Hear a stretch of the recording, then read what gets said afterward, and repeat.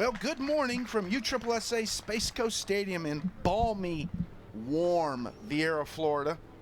I'm Matt Trebuchet along with my partner in crime, John Madden, and we have got two excellent top prospect games for you this evening, or this morning and this afternoon. But before we get into any of that, I just want to let everybody know that the mercury's only at 85, but when you add in the humidity, right now the real feel at 10:04 a.m. is already 101. Matt, I was just down on the field talking to some of the kids, and they were all dripping, soaking wet. I slapped one of them on the back, and my hand was dripping with sweat. I hope these guys are drinking a lot of water today because it's a hot one out here. Yeah, I saw like 3 extra coolers in each dugout, so They're going to need it, I'll tell you what. Yeah, they are.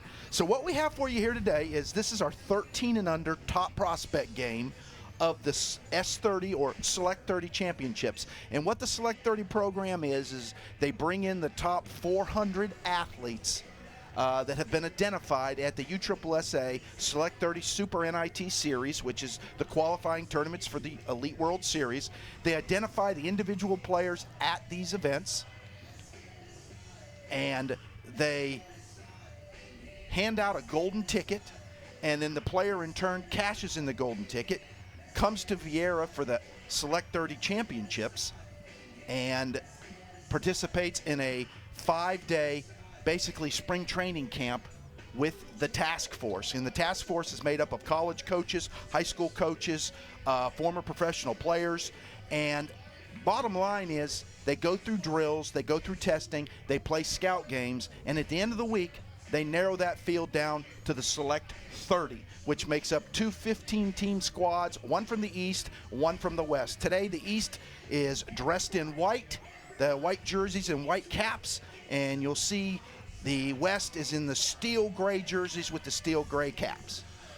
Yeah, and these guys, like you said, are the best of the best in the country here to showcase their skills. The 9 through the 12-year-olds played earlier this week, and they had some great baseball games, and I'm really looking forward to these 13s and 14s later on, because at this age, these guys are maturing, they're getting a lot stronger, they're getting a lot faster, they're obviously playing on the bigger bases, so it's going to be a real treat to watch these guys as they're growing and developing into the young players that they are. Really excited.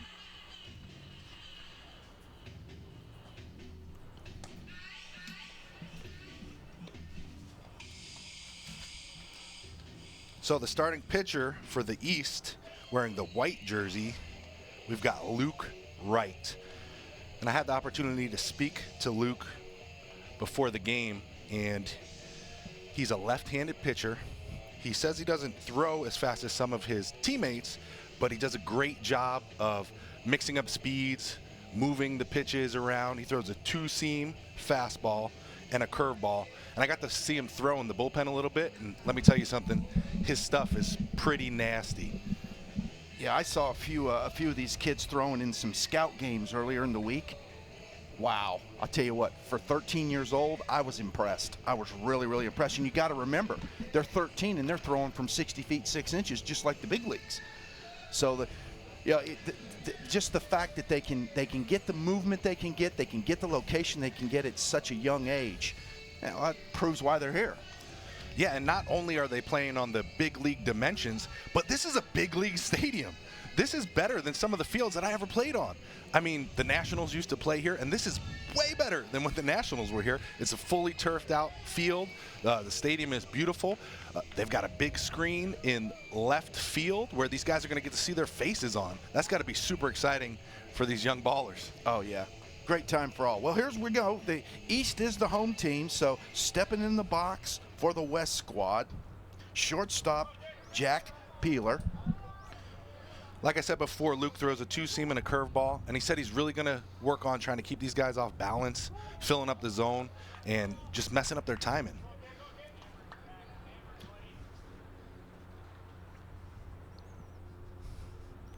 So Luke Wright on the hill for the East squad. His battery mate is his battery mate is Kane Yonaman. We're going to go with Kane. All right.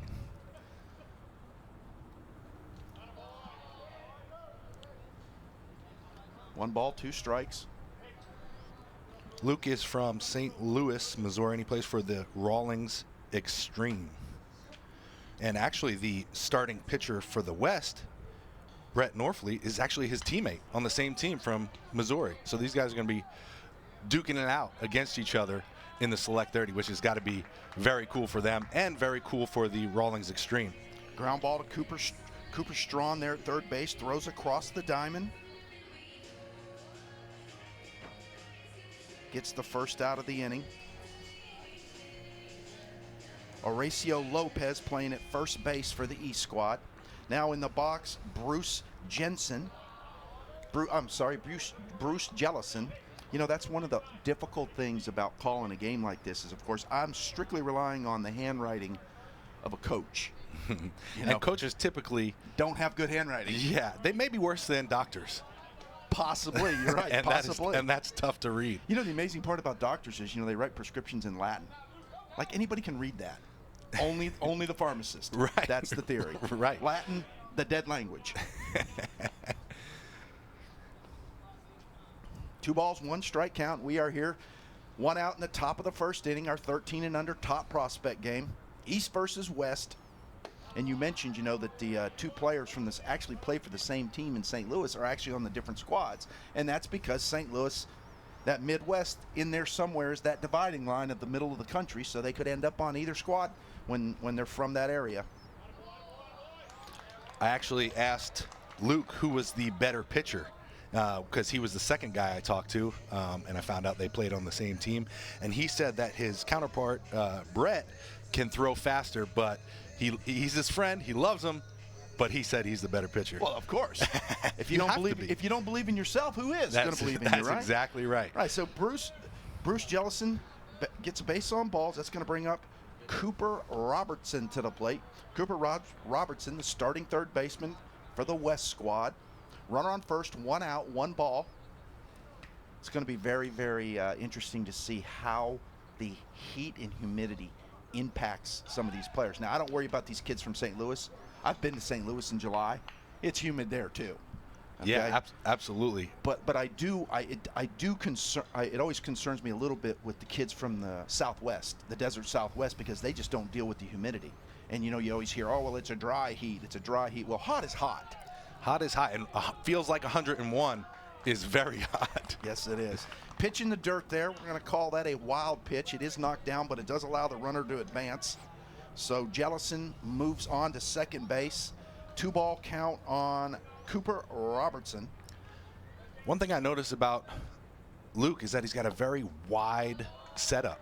When he comes set, his feet are much further apart than shoulder width. And I'm wondering what his strategy is with that, to get a better load or to be able to hold the runners a little bit better. But it's a little bit different than you normally see.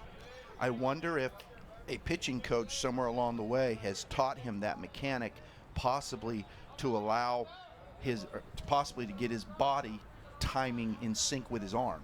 You see things like that happen a lot. A guy who has an arm that trails behind his body, or his arm gets out there too fast. Hot shot up the middle. Into right center. Coming around third. Coming around from third, and there we go, our first run of the contest. And in our first 4 top prospect games, the 9s through 12s, the top of the first inning, the visiting team in every game played at a crooked number. Every single game went from as few as 2 to as many as 6 runs. But the East ended up winning 3 of those 4 first games. And there was only one team, the 10-year-olds, who ended up coming from behind to come back and get the victory. So we'll see what happens here today. Still got a long way to play. And, of course, the best 30 guys in the country, so it's going to be a good game. Now batting for the West squad, Alejandro Renteria. He's the catcher, the starting catcher for the West. And we're going to have ourselves a quick visit to the mound.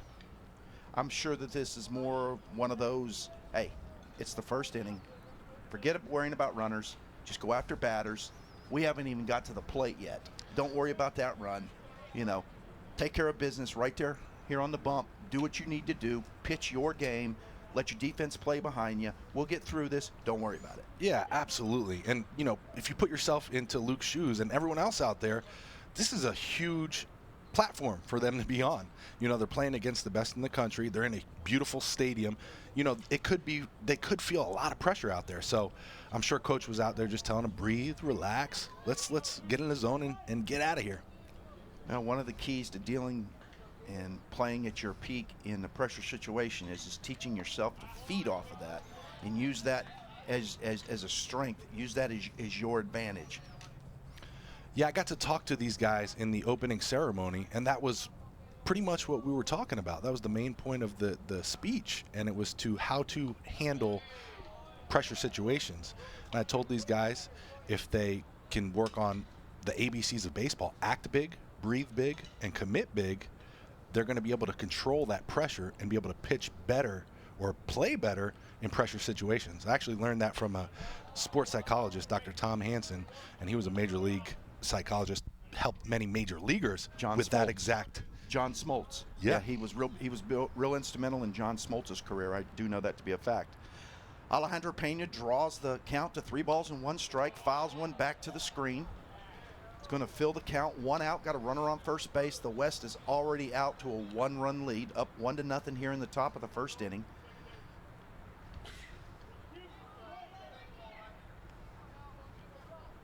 You know, if you're Luke Wright, you're just thinking, keep it in the zone. And unfortunately, he missed inside and down and in there, and that's going to be another pass ball. And, you know, that's the second walk of the inning by Luke. We all know, of course, the detriment of a no-out walk or a leadoff walk. 38.9% of the time that run scores.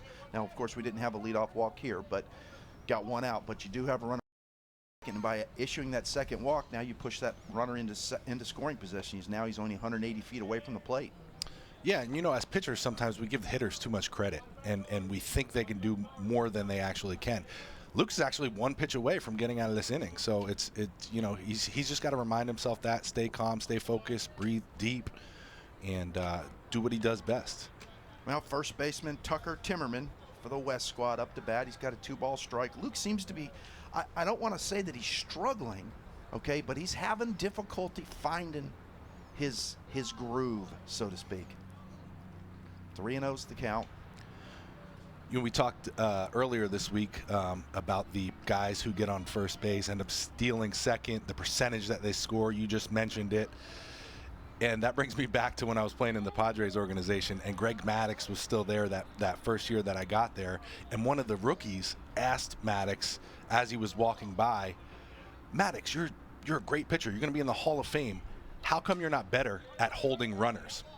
Wait. Now, just knowing what I know about Greg Maddux, the punchline to this story is something smart aleck. I just know it, but go, please tell us. So Maddux turns around with a serious face, looks at him dead in the eyes, and he says, do you know what the average of guys who steal second who end up scoring is? And of course, none of us knew the answer. No. And he said a percentage, whatever it was. Yeah. And you can guarantee he knew that percentage. Yeah. So he says whatever it was, 38% is the average. And then he turned back around and looked at us, and he goes, I'm not average. And, and everyone erupted, and it's true. Yeah. It's true. He was not average. Yeah.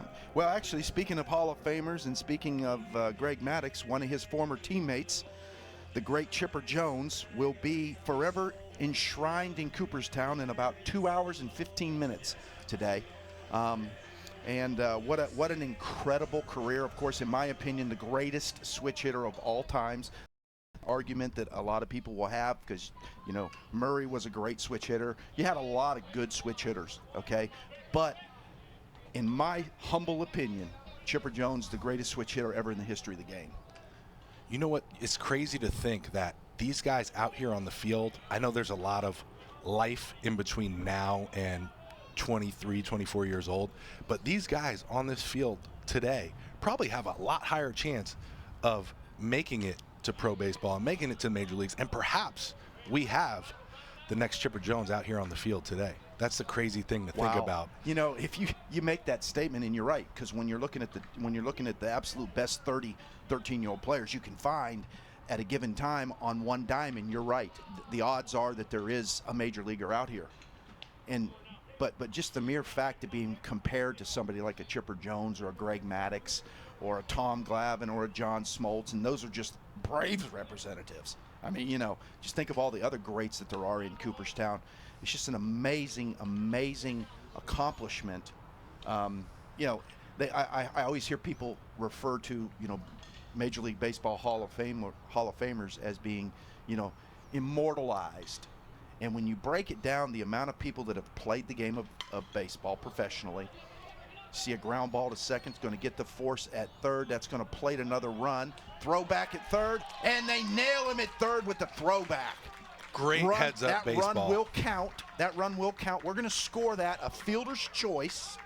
A fielder's choice, 6-4, and then a 4-5 throwback. See the replay here. What an incredible 4-6. There's your put out and the fielder's choice, and then throw back across the diamond, gets the slide, gets the tag down, and gets out of trouble. Jack Peeler with the great heads-up play. Knowing where the base runners are and what they're doing. We have played through the top of the first inning, and the West leads 2-0 with the East coming to bat.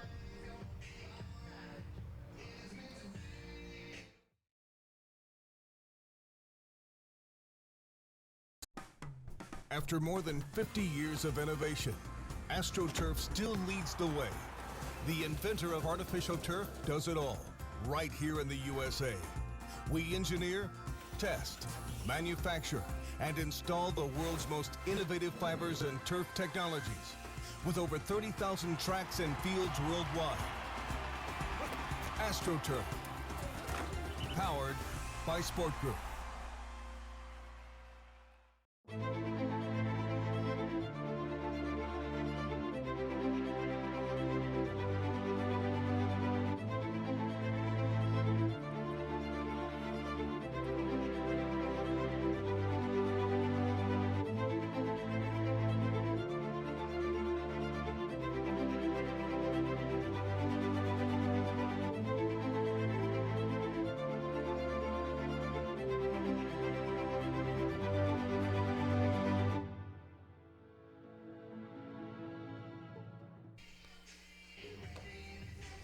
Well, John, it'll be very interesting to see here how the East squad responds to the 2 runs plated in the top of the first by the West.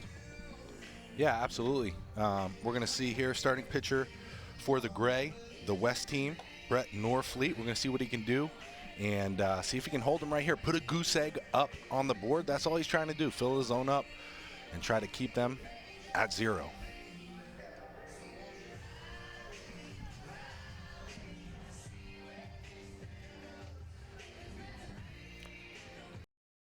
Leading off here, the bottom of the first inning for the East squad, speaking of Maddux, Mendino, Maddux Mendino, center fielder for the East squad. That's a great baseball name. What, Maddux? Yeah. It is.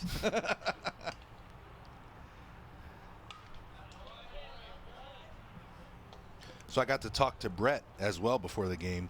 And again, he's Luke's teammate. He throws a fastball, a curveball, and he likes to mix in a changeup every once in a while. Again, he's from St. Louis, Missouri on the Rawling Extreme. Now check this out, Matt. I walked up, I said, "Excuse me, where's Brett at?" And I hear, "Here." So I turn around and I look, and there's this giant kid standing there. And I said, "You're 13 years old?"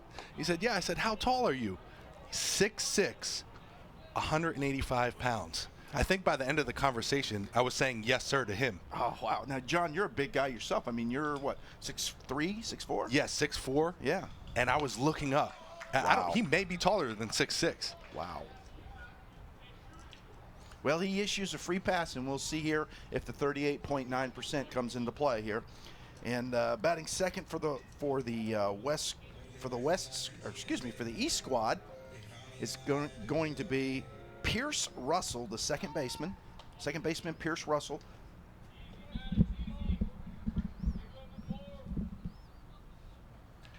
You know, the thing with these tall pitchers like this is he's real long and lanky and fluid. Could be very deceptive to these hitters. Brett's just got to get in the zone, fill it up, and let his stuff work for him because he's got some great stuff. He can bring it a little bit. He's got some speed on his pitches, can get it up to 80 miles an hour. We've got the flight track here. I'll let you know how fast he's going along the game as he gets to a 1-1 count right here.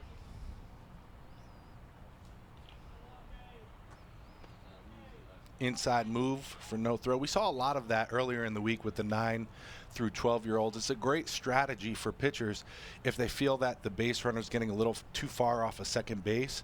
They can do that inside move, lift that leg and turn inside and not have to throw, which gets that base runner to stay a little bit more honest and stay a little closer to the bag. You got the middle infielders working the guy on second as well, so that helps. Got a foul ball down the right side, out of play.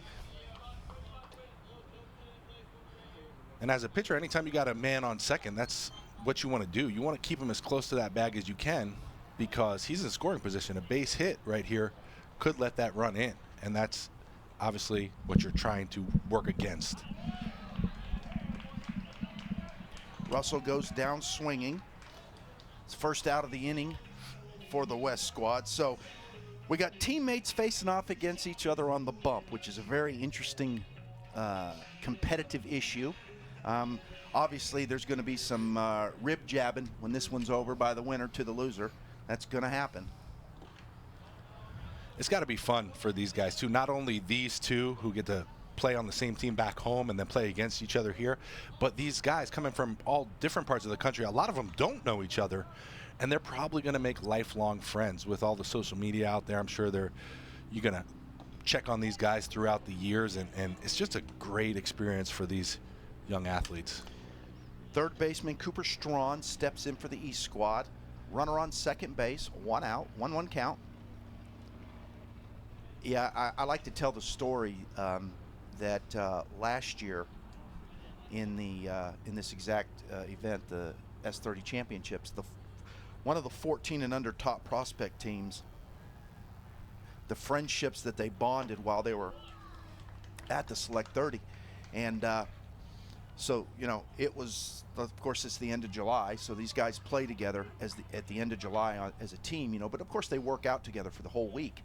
Anyway, this one team, and I do not know which team it was, runner on the move, airmail into left field, and that is going to plate the second run. And just like that, the East answers right back with 2 runs of their own.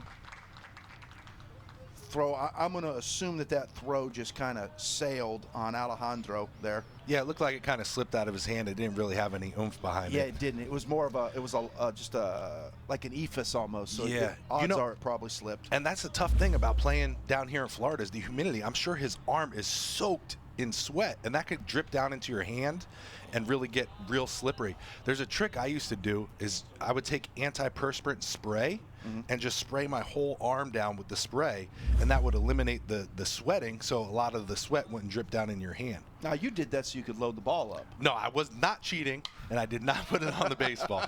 It was strictly to keep the sweat off of the hand.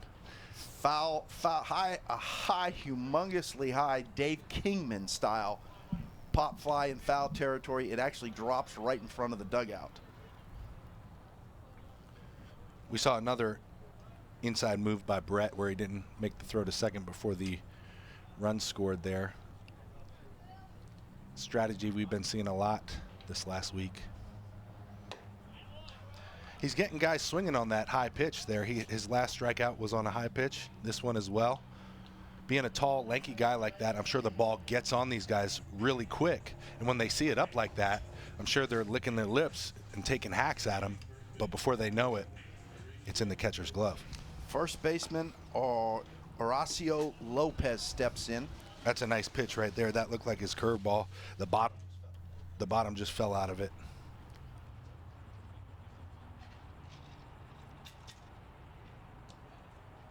So interestingly enough, Luke Wright, who we all saw, he struggled a little bit finding the zone in the top of the first inning, ended up giving up 2 runs. And now his teammate from back in St. Louis,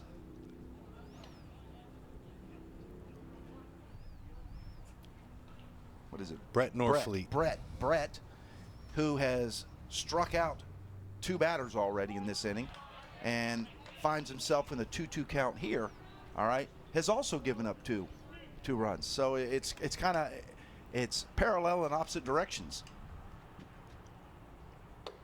He tried that up in the zone pitch again. Now he's 3-2. Wonder what he's going to go to here. That curveball is looking real good. We just have to see if he has the confidence to throw it right here. He's pulled a few of them outside, but that fastball up has been working really well. He tried with the curveball out of the zone. He had the confidence. It just didn't hit his spot. I love to see a pitcher that's got confidence in his pitches, confidence in what he's doing out there. Will throw any pitch in any situation. That's your goal as a pitcher, to be able to throw any pitch in any count in any situation. If you have the confidence and conviction to do that, you're going to be a successful pitcher. Confidence and conviction behind throwing your pitches is so important. I know there's many times when guys out there, the catcher will give them a sign and they're like, I don't really want to throw that, but they end up throwing it anyway. Those are the ones that usually get hit because you don't have that confidence and conviction behind the throw. But when you throw what you want to throw and you believe in it, you're going to be able to execute that pitch a lot more often. Noah Miller steps in for the East squad. Run on first, 2 outs. East looking to add to their run total. Matt, that leadoff walk, too, is what came back and bit him. 38.9%. There you go. Never fails.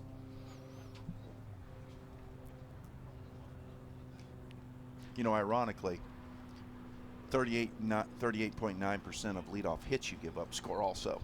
Okay. So anyway they get. Right. But the point of it is at least on a base hit, the batter has earned it. Correct. You know, and you know, every pitcher in the world will tell you, hey, you know what? I threw my best pitch at some point in their career. I threw my best pitch, and he hit it.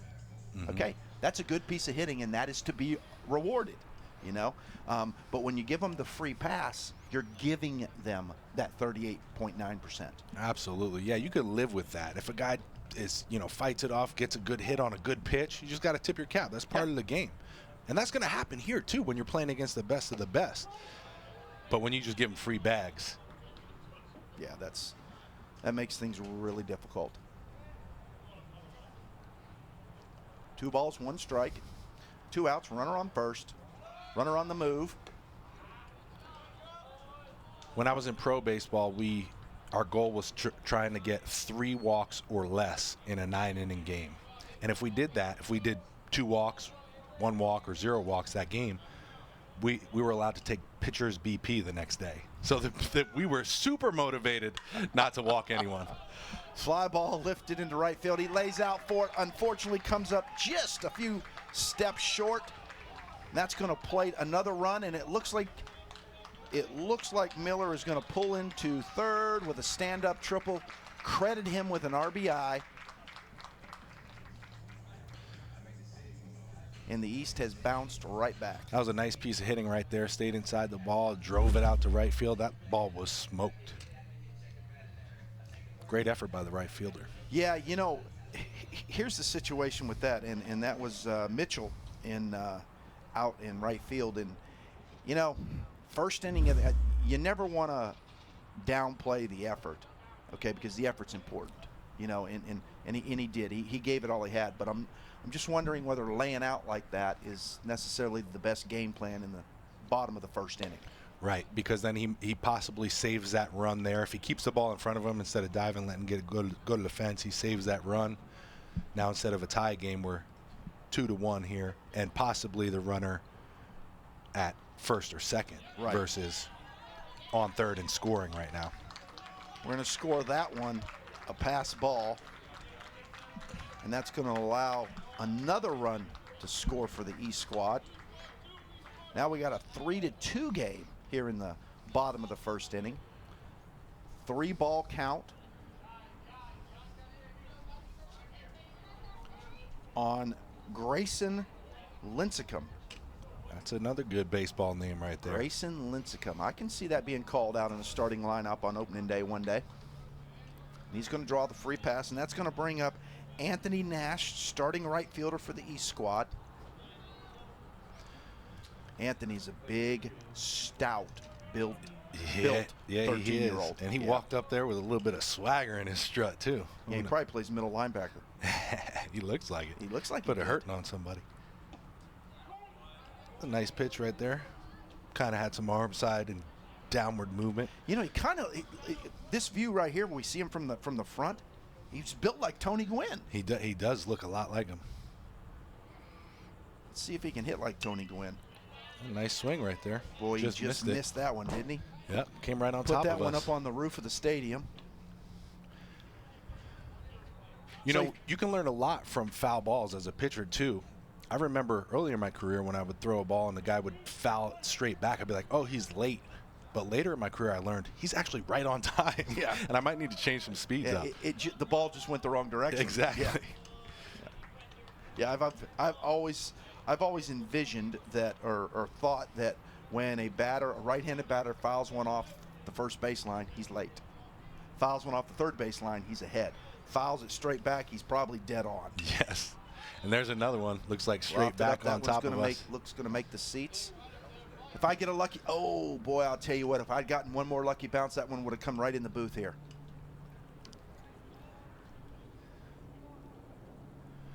We've got a good number of spectators here. None of them right in front of us here. It looks like everyone's hiding underneath the shades on the side of the stadium, which is a very smart idea. Yeah, 101 degrees. I agree. Called strike 3 on Nash, and that is going to get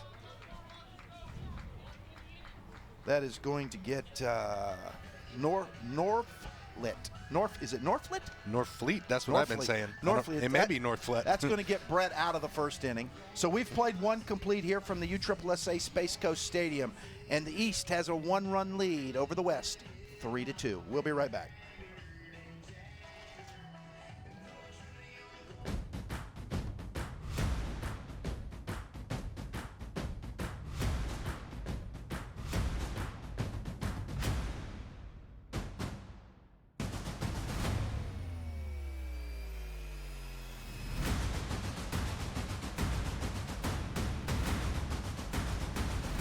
Don't miss a single rocket launch on Florida's Space Coast. Download the Launch Console app today.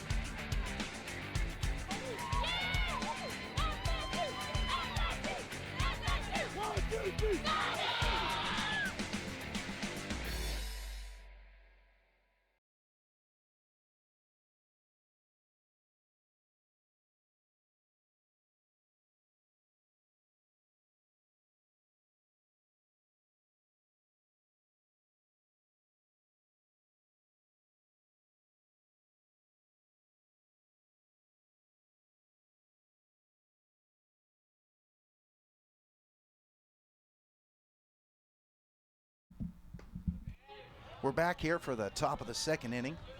West squad up to bat.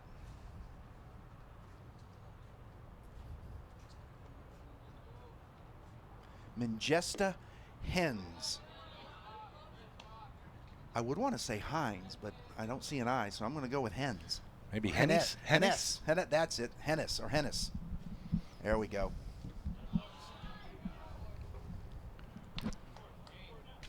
I will be the first to admit, though, although my mother was an English major, English is my second language. It's my first language, too, but it's also my second language. I excelled in PE and lunch. 2-2 count here on Hennes.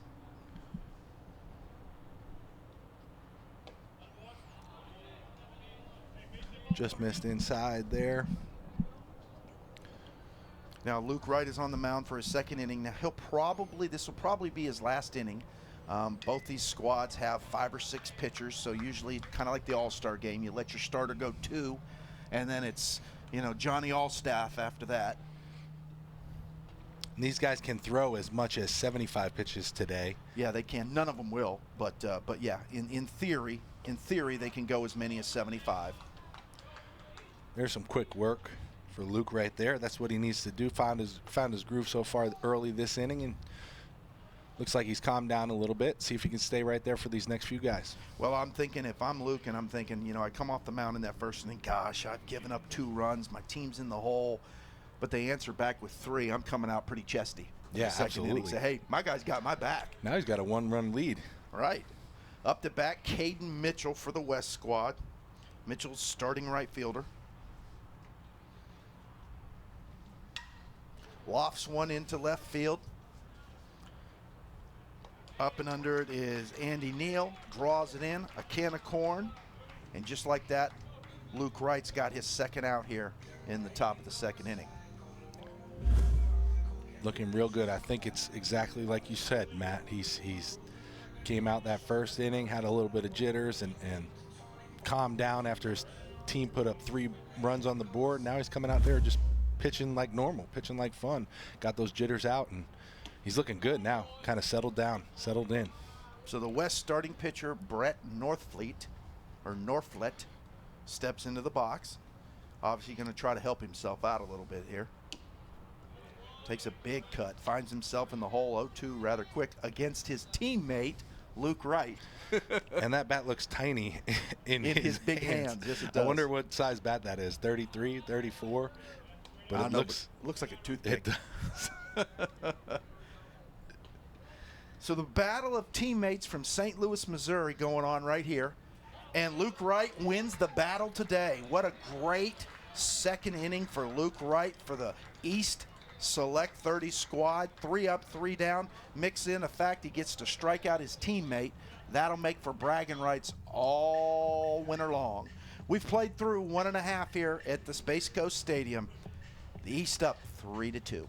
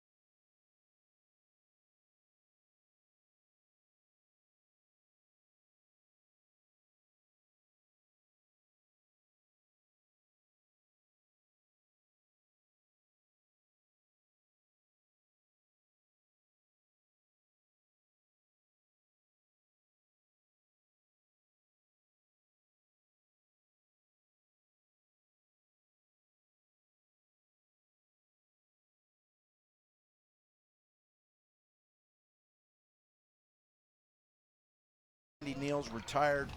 1 pitch, 1 out. I'm assuming the beach is this way, Now, so that would be see. east. Hold on, I'll get you. Yeah, well, the beach is actually right about there. Okay. You see that other set of lights over there on the other side of the road? Mm-hmm. That's due east. Okay. So So that we're would be looking due down west. pretty much the third baseline would be towards the beach. Pretty close. About what, 20 minutes? Yeah. Oh, no, not even that far. Jump across the causeway, you can be there in 12. Wow. I wonder if any of these guys got to experience the beach over here. What beach is exactly east of us? Would that be Melbourne? Well, Melbourne's a little bit south.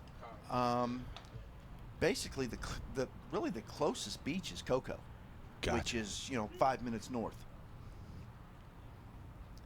I mean, there's some little beaches along the way there, but nothing anybody's ever heard of.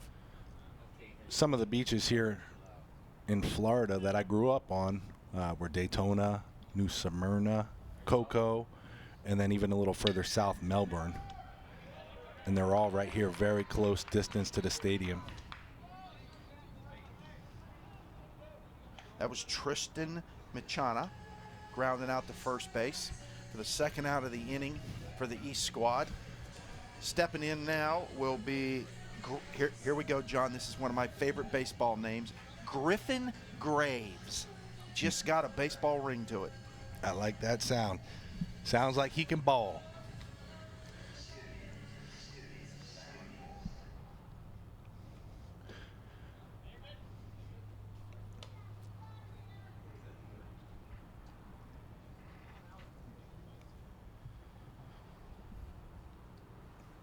We got a new pitcher on the mound, righty.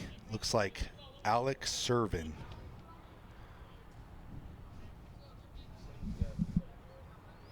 So the West squad made a pitching change right there at the beginning of the second inning.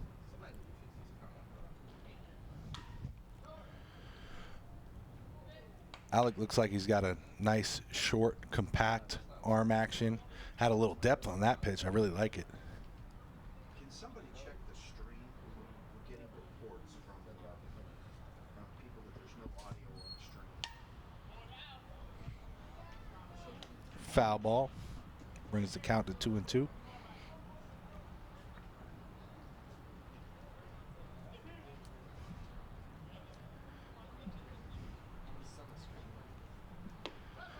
Amazing pitch right there. That ball was moving, arm side and down, caught the outside part of the plate. Strike 3, looking. Great pitch, great outing, great inning for Alec. Score is 3-2, East over the West. And we'll be right back.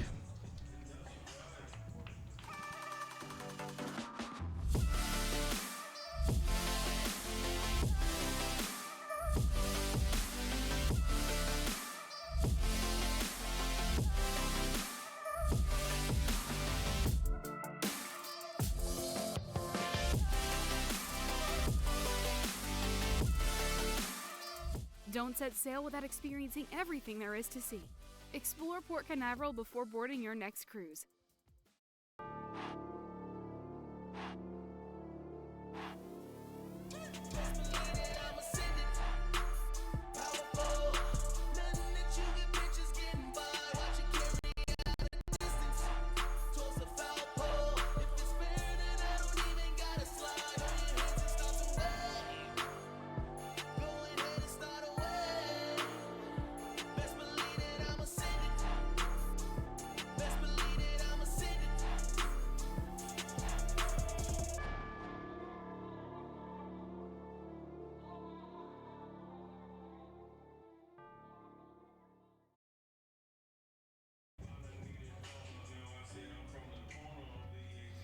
And we are back here for the top of the third inning.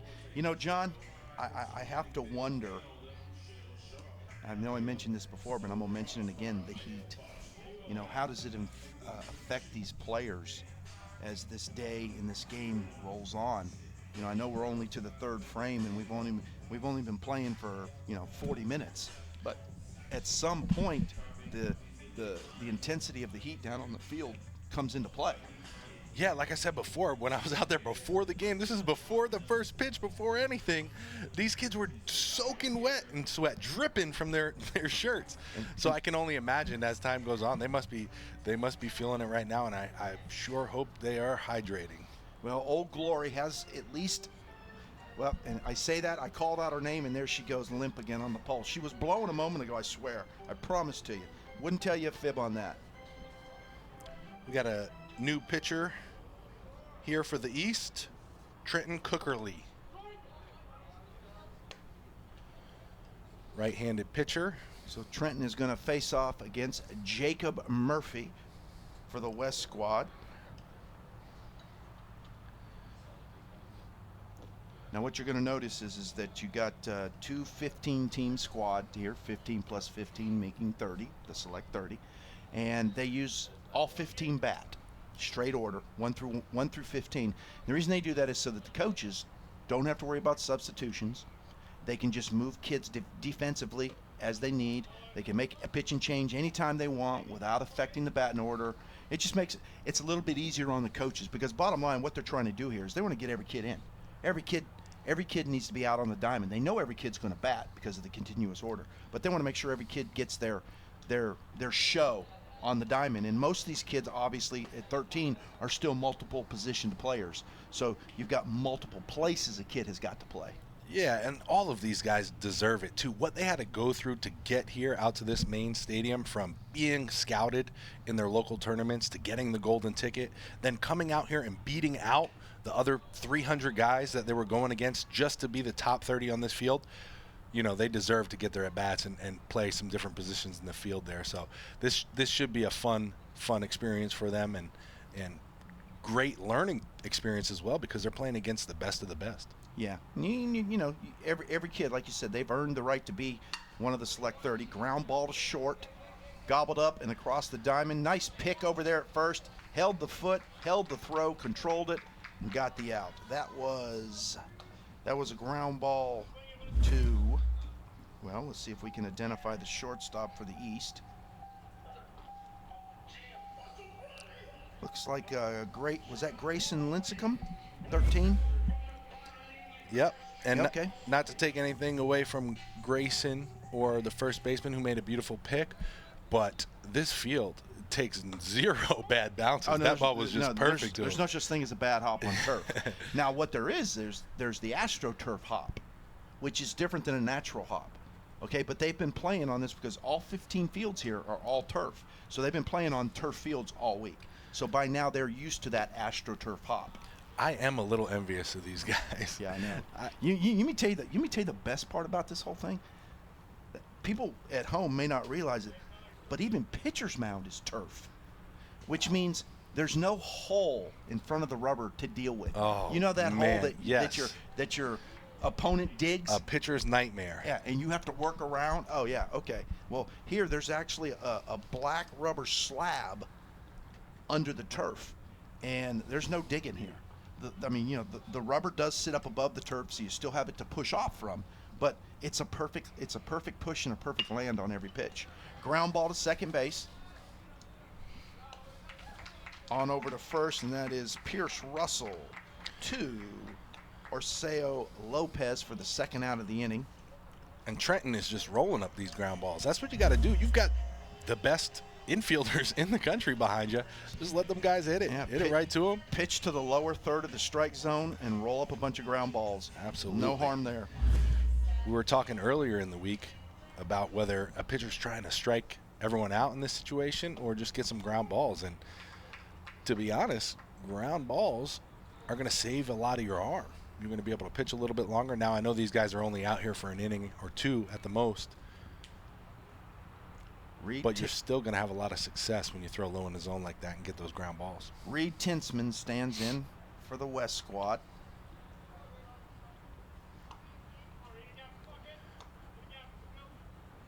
Reed's a big boy, too. Reed looks like a defensive lineman. Let's see what his swing looks like. I have a feeling it'll be just fine. You know, Nice why do lefties do that? Lefties are a different breed. Yeah, but I mean, the science is the same. It's just in a mirror. That's true. But it's totally different. I don't know. You know what I don't understand is why 90% of lefty pitchers have crooked hats. Oh, that's easy. I don't think they even know they're doing it. My son was oh, what a great catch. A running over-the-shoulder Willie Mays style catch by, I believe that was Cooper Strawn. Let's see if we get another look at it here before our break. Over his shoulder, running underneath it, basket style. Boy, beautiful catch. And that's Grayson Lincecum at third base to get the third out of the inning and to preserve the 3-2 lead for the East. We'll be right back from the USSSA Space Coast Stadium.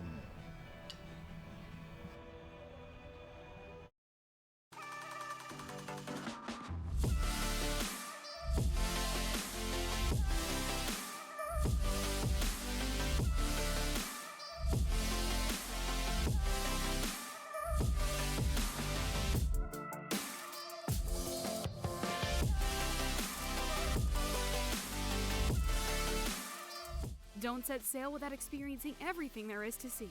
Explore Port Canaveral before boarding your next cruise.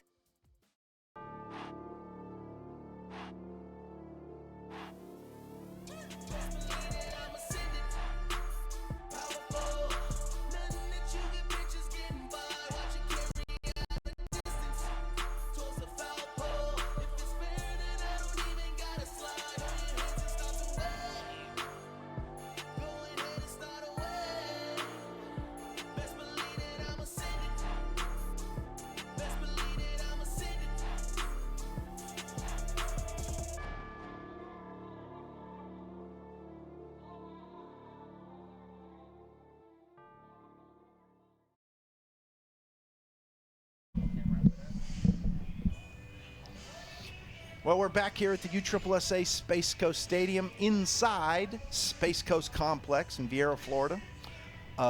Warm, basky Sunday morning. We're bumping up on the 11 o'clock hour. And we've got the 13 and under Select 30 top prospect game.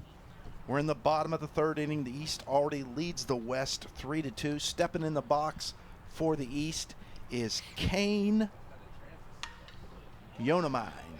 Ground ball to third, gobbled up across the diamond. Easy play.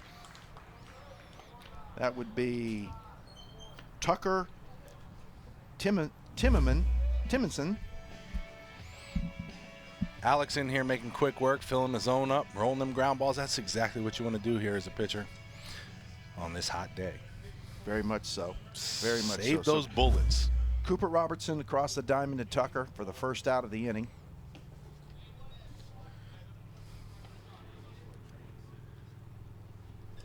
And that brings up Aiden Rogers. Aiden Rogers. I believe Aiden is one of the pitchers on staff. Whether we'll see him or not, I'm not 100% sure. But I believe that Aiden is a pitcher. Last few pitches coming in right around 70 miles an hour. Well, you got to remember now you got a 13-year-old thrown from 60 foot 6 inches. You know, this isn't like a 12-year-old pitching from 46 feet like you'll see, you know, in some baseball. This is a 13-year-old pitching from the real major league distance. Nub shot to short, up and across the diamond. And Jack Peters over to Tucker at first for the second out of the inning. You know, it's interesting that and I'm definitely not knocking our two starting pitchers because they both did phenomenal jobs in their own way. But it seems like every reliever they've brought in, it's been nothing but ground ball central. Mm-hmm. Yep. Which means they're pitching to that lower third of the strike zone. And I think it's a little easier, too. Those guys had to break the ice and break the nerves for everybody else. And that's tough to do. Yeah. Peters there gets called off. Well, Alex Servin on the mound there. 3 up, 3 down. Makes quick work of the East squad here in the bottom of the third. So we've played 3 complete, John. We've had some crooked numbers in the first inning and nothing such. The East leads the West 3-2.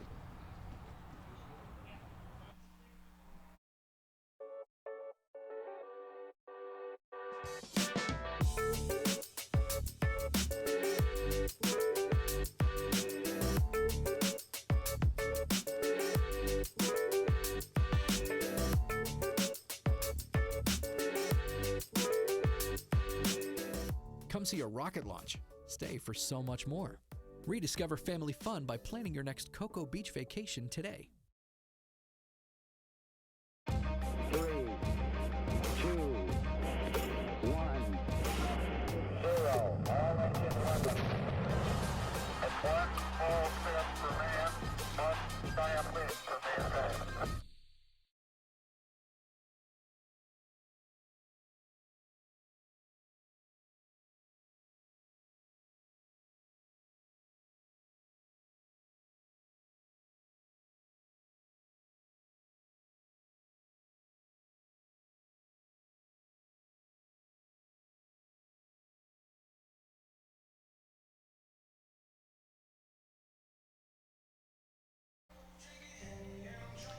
And we're back here for you at the USSSA Space Coast Stadium, our 13 and under top prospect game from the Select 30. 2 roster to 15, 1 from the East, 1 from the West. And so far, John, the East has proved to be the better offensive threat with a 3-2 lead. And I'm going to tell you, after the way that first inning started, 3-2, I was beginning to wonder if we were going to have a slugfest. But our pitching has really settled down since the first inning, and nobody's been able to do anything since. Yeah, and we've got a new pitcher in there for the East, number 8, Nathan Rogowski, another southpaw. And he's going to try to hold the score right here. So the reason the lefties' caps are always crooked, explain it to you, okay, is that left-handed people in general are crooked, okay? I've noticed. Yeah, just being left-handed is I mean, you just think about everything. There's so many things in this world that are right-handed. You know, people don't think about this, but a notebook paper, all right? The 3 holes are on the left side. And those spirals are going to get in your way if Every you're time. as a lefty. That's Right. got to be annoying. It has to be, you know. Anyway, there's playing cards. How are playing cards lefty? You hold them in your left hand. You can't, you know, the little letters and numbers that are in the corners of playing cards. Oh, I never thought about that. The left-hander, if you hold it in your left hand, it covers them up. Oh. Yeah. So I mean, playing cards are right-handed. You know, books, all books, any books that's bound in the center is a right-handed book. That's true. That's true. Yeah, I mean, you know, it's Well, just the now way let me ask you this, because you hear a lot that being a lefty in baseball is beneficial. it's cheating. Left-handed batters are 3.5 feet closer to first base. They are. That's cheating. They don't have to run 90 feet. That's true, but they can only play a handful of positions. They can only be pitcher, first base, or outfield. Yeah, basically. Well, Possibly, maybe a catcher. yeah, I've seen some left-handed catchers. I know that the issue with left-handed catchers is it messes with the home plate umpire and how he can set up around you. So that causes problems. Gage Tehran up to bat for the West squad. Nice block right there. Kept the ball in front of him, and more importantly, kept the runner at first base.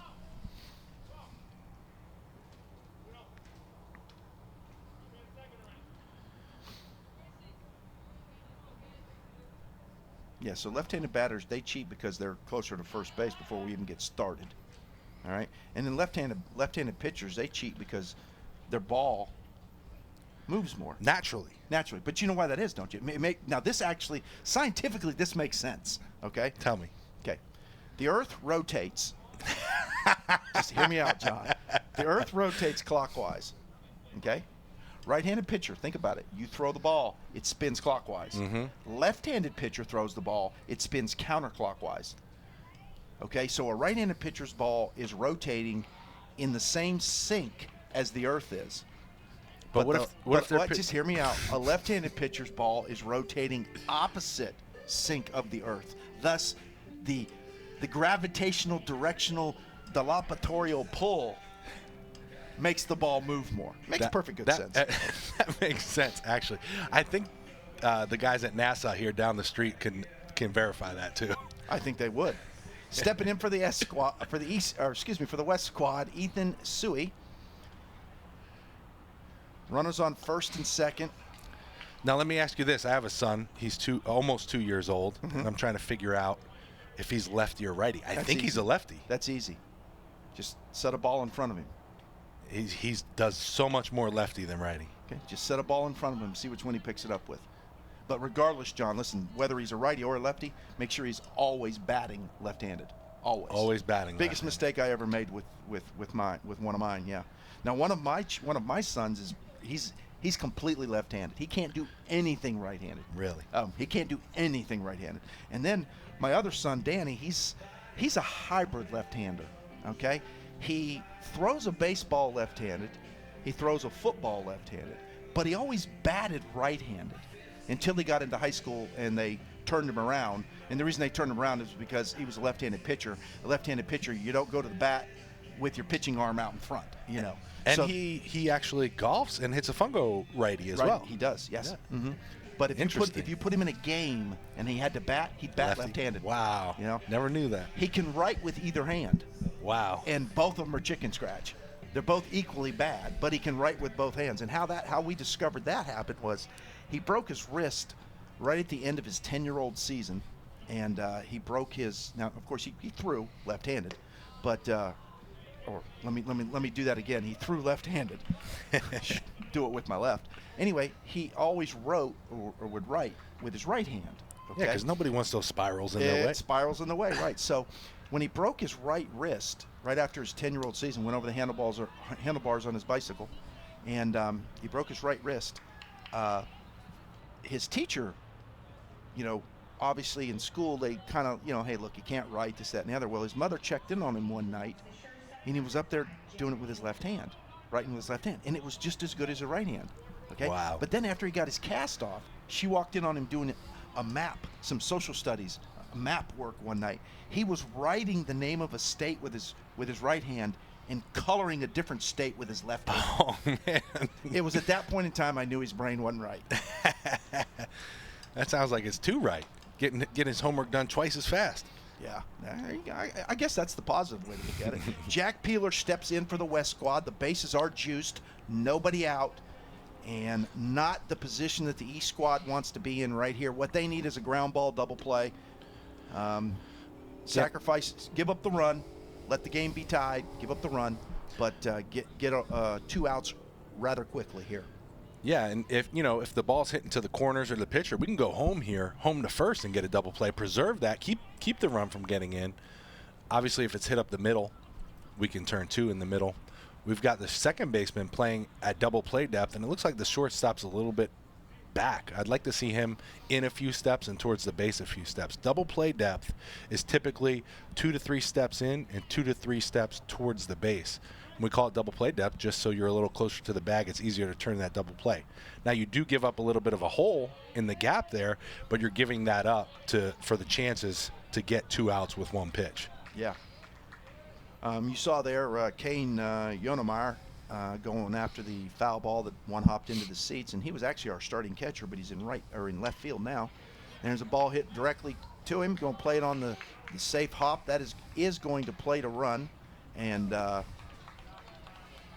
credit with an RBI there, and we are tied 3-3. Unfortunately, on that transaction, the bases are going to remain loaded, and there's still going to be nobody out. So the East still in the same amount of trouble that they were before the base hit, except now the game is actually tied and knotted at 3 apiece. So stepping into the box is Bruce Jellison. He lifts a lofty over the shortstop head into center field. That's going to plate another run. Credit Jellison with the RBI. He's going to stand at first. The bases are going to remain loaded, and now the West squad has jumped in front 4-3. Not to take anything away from the hitters here, but Cook is really not giving up too many hard hits. Those last 2 were kind of just little duck farts that floated over the third baseman's head and the shortstop's head. So not too many balls getting smoked out there.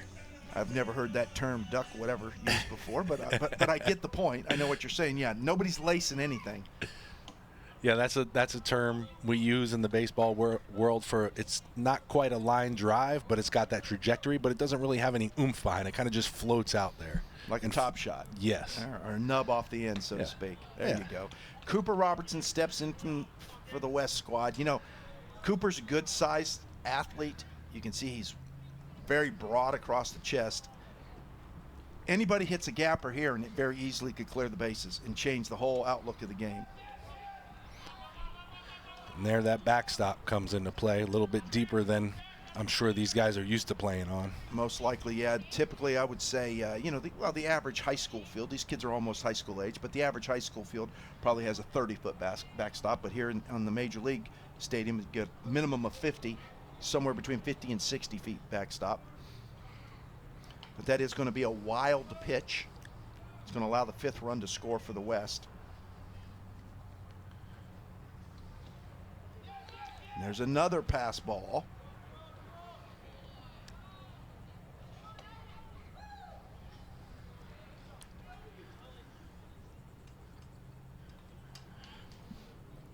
Gonna have a mound visit here. See if we can get Cook to settle down, get back in the zone, or possibly maybe it looks like we're changing pitchers here. And now these teams are coached by the task force scouts that scouted them all week long. And I'll tell you, John, I accidentally walked through their what they call the war room. And what they got in there is every day, they do this from the very first day.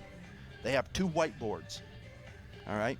They have what they call the 30 board and then the other board, okay? And right from the get-go, they put 30 names up there. And this is the kids that impressed in the athletic testing and then the first round of scout games. And then every day, they jockey back and forth. Kids move from one board to the other, back to the other, one board to the, I mean, it's back and forth, back and forth. Bottom line is they got 4 days to narrow that down to 30 players.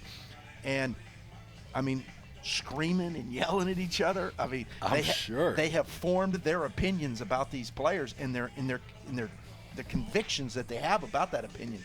And then, so when they finally narrow it down to 30, okay, they draw out of a hat to see who gets to be the manager of each team. And then they actually do a draft. They draft from the board. And I'm sure that's they want the best guys on their team. So these guys are really, paying attention during the showcase and stuff. And as far as the showcase goes, the tryout or the evaluations go when they get here to Viera, they're taking a real good look at them. They're running them through the 30-yard dash. They're getting their exit velocity off of the tee. They're letting them hit batting practice. The pitchers are pitching, obviously. They're fielding their position in the fields. They're getting their throwing velocity across the diamond.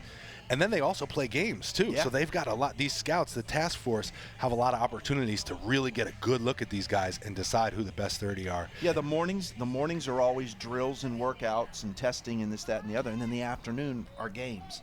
So, they play on average of 4 games over the course of the week and 3 days of drills and testing. So it's good. Got a double steal on. They're going to get the out at second, but they are going to give up the run at the plate. And that's going to spot the West a 5 in this inning. So instead of up 3-2, the East now finds themselves down 7-3. But the bases are empty, and they did get that first out. This is your guy right here, Matt. Griffin Graves, the new pitcher for the White East Graves team. I really like his delivery. He really pitches against his front leg really lefty. well. Yeah, lefty. Is his hat crooked? Oh, I'm sure it is. Let's see if we can zoom in. Let's see if we can zoom in on Griffin's hat when he's on the hill there, and let's see if his hat's crooked. It's got to be. It's at least tilted a little bit. You know what? It is just a tad, just a little bit, a tad to the side. Never fails, man. Never nice fails. Pitch right nice there. Nice strikeout there. Well, that's one way. Hey, that's one way to get out of it. Strike him out. Yep. And he's got the earth working with him on that one. He does. Some good movement. Or working against him. Working against, which is He's beneficial. actually working with him. Right. Right. Yeah. Like I said, it goes to that gravity thing. It's science. It's science. a whole NASA Yeah. thing. It's a whole NASA thing. Wow. Tucker nice Tinneman steps pitch. in for the West squad. Great change of speed right there. 63 miles per hour. That thing was just looked like he pulled a string when it was going in. Ground ball, second base. Graves is going to get out of it with no further damage. Well, the West strikes for 5. Strikes for 5 here in the top of the 4th inning. So we have played through 3.5. The East squad coming up to bat. They find themselves down 7-3. And we'll be right back from the Space Coast.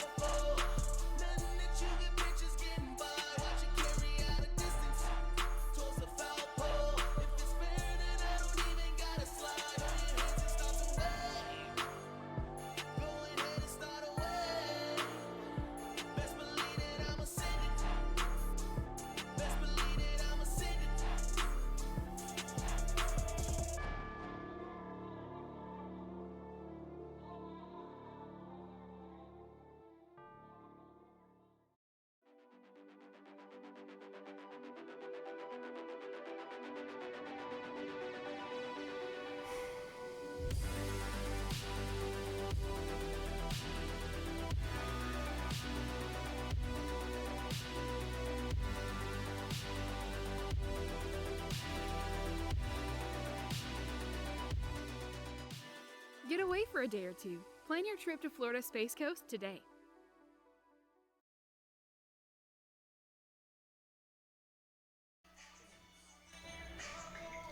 In the movie Major League, John, what was it that Harry Doyle said? Take your money. I'm in the bag. He says, you can't say that on the radio. Nobody's listening anyway. What a great movie. What a great movie. You know, I train a lot of young kids, and I always ask them some of the baseball movies, you know, that they've seen or haven't seen. And there's a bunch of guys that haven't seen that movie. Obviously, you got to be age appropriate for some of these guys to watch it, but Yeah. My favorite scene is when the old pitcher, drinks the rum from Serrano, which Serrano, most people don't know. Serrano, that's the Allstate guy.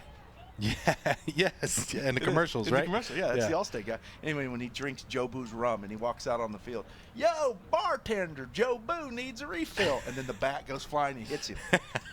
Classic. That's that karma for messing with Joe Boo. That's the karma. So the East comes up to bat here in the bottom of the fourth frame.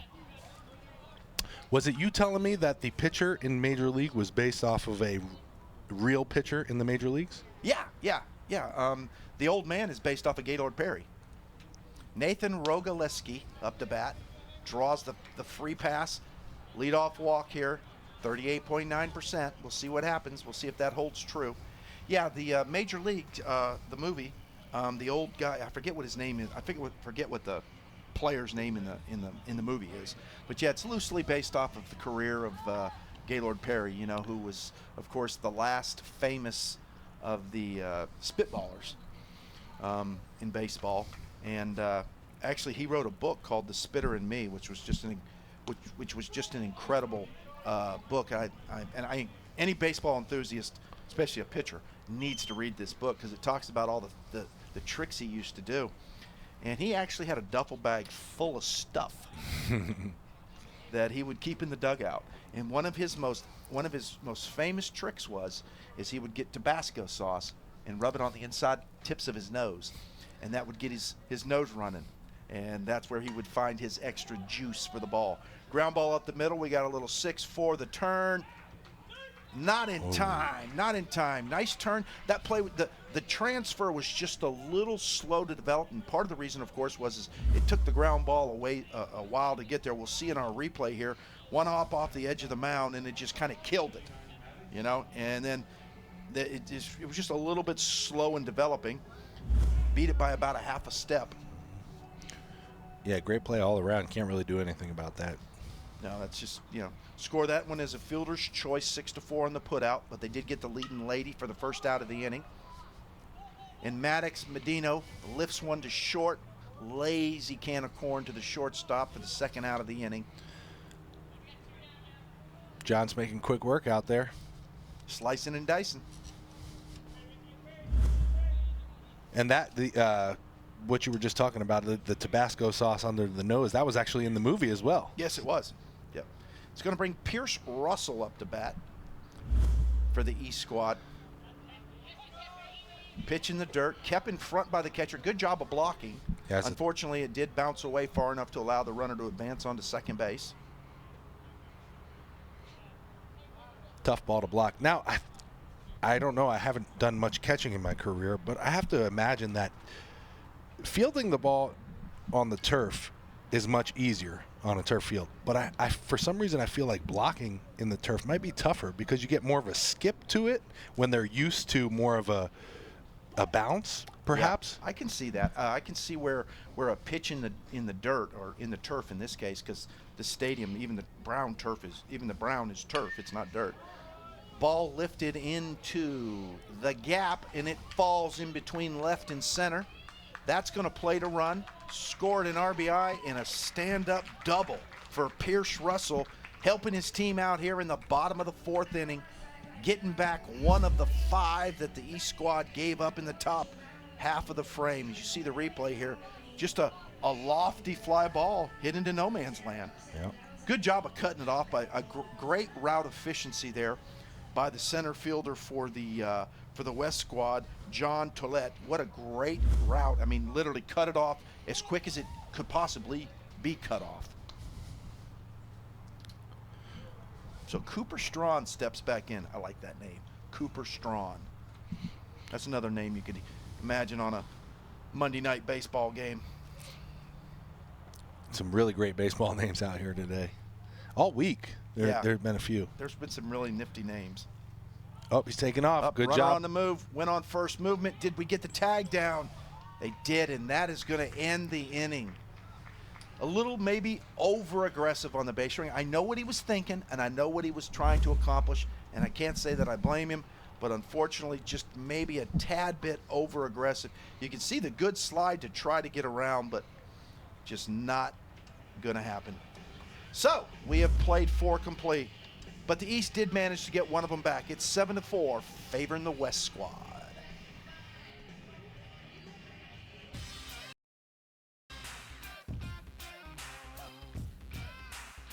I believe confidence is something I've always had with the help of my family, my parents, and growing up, and them teaching me different things in life. Confidence was a very big part of that. They always said, work hard, train hard, then you'll gain your confidence. So it's kind of hard to have confidence if you're not prepared. It's hard to go into something not prepared and be confident. When I step out on the field, I want people to see that I am confident. I want people to see that, and they know that I'm confident. It's what carries me and makes me who I am.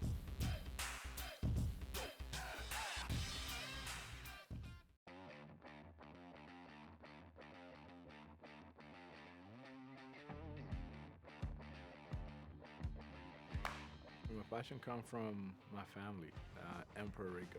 The way the game is played in Puerto Rico is a little bit higher beat. The most I love about this game is the failure and how humbling it is. It don't matter who you are. It don't matter how much money you got.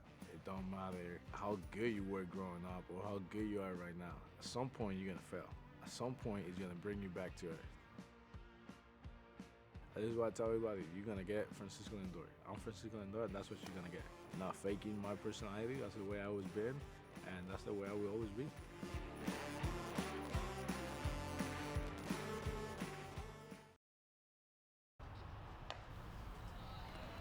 And we are back here in the top of the 5th. Griffin Grays made quick work when he came in last inning. Let's see if he can keep it up here. I like this kid a lot, man. The delivery, the energy he creates down the mound and pitches into his front side, and the ball comes out of his hand real well. Little off-speed pitch right there. Just misses. The old cricket hat, southpaw. Just misses. That free bag. Let's see if we got that 38.9%. That was Victor Sutton drawing the walk there, the center fielder. I was commenting on his defensive route efficiency in the last half inning. So it was Victor Sutton drew the walk there, and that is going to bring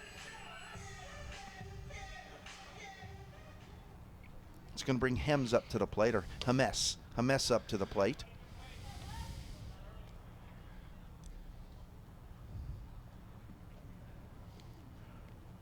Runner on first, nobody out here, top of the 5th. They play 7 at this age.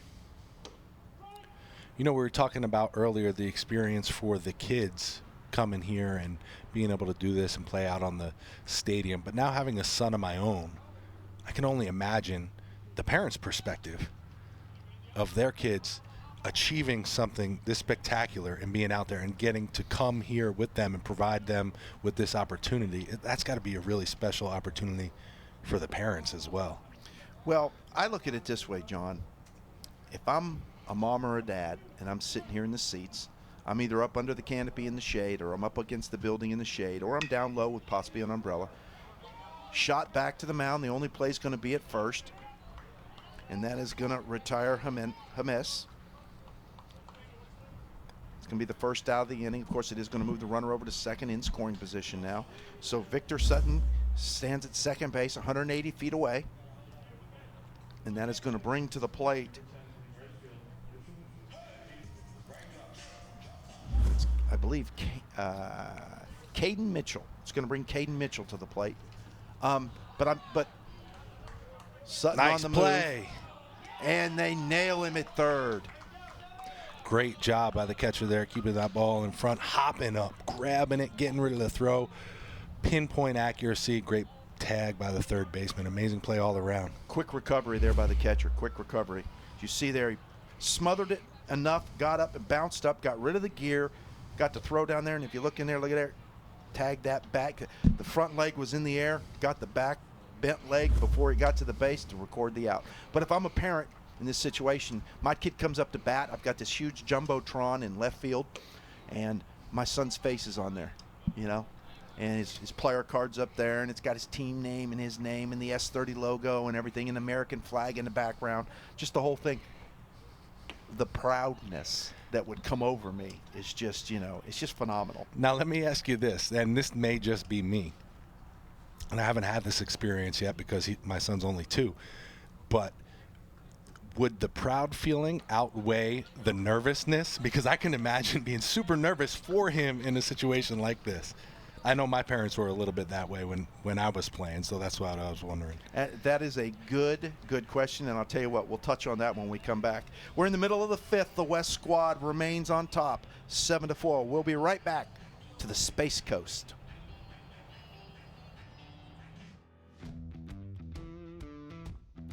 I think routine as for a baseball player is different maybe than for other sports because our game is changing so much. Different start times, different cities. We're playing for 6 months. That your routine has to be flexible in a sense. That doesn't mean that you slack on your routine, but I've found over the years that you have to be able to bend with your routine a little bit to fit where you are at a certain point in the year. I think the benefit of a routine is that there's familiarity. When you step on the field, know that the work that you put in is taken care of, and now it's time to go have fun.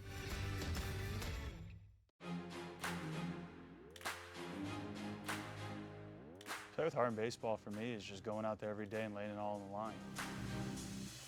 For me to go out and not be energetic and give my best would be unfair because there's a lot of kids that have gotten tickets for Christmas or their birthday that have been waiting for this one day in the middle of August, that we're on a 10-day road trip just getting home and we're tired.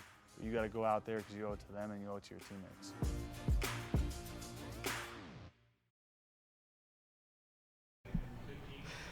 And we are back, and the East squad comes up to bat here in the bottom of the 5th. Let's see if we should have,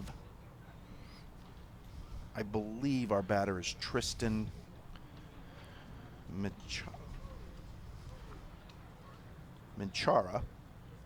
Trying to verify that. It does appear to be Tristan Machara.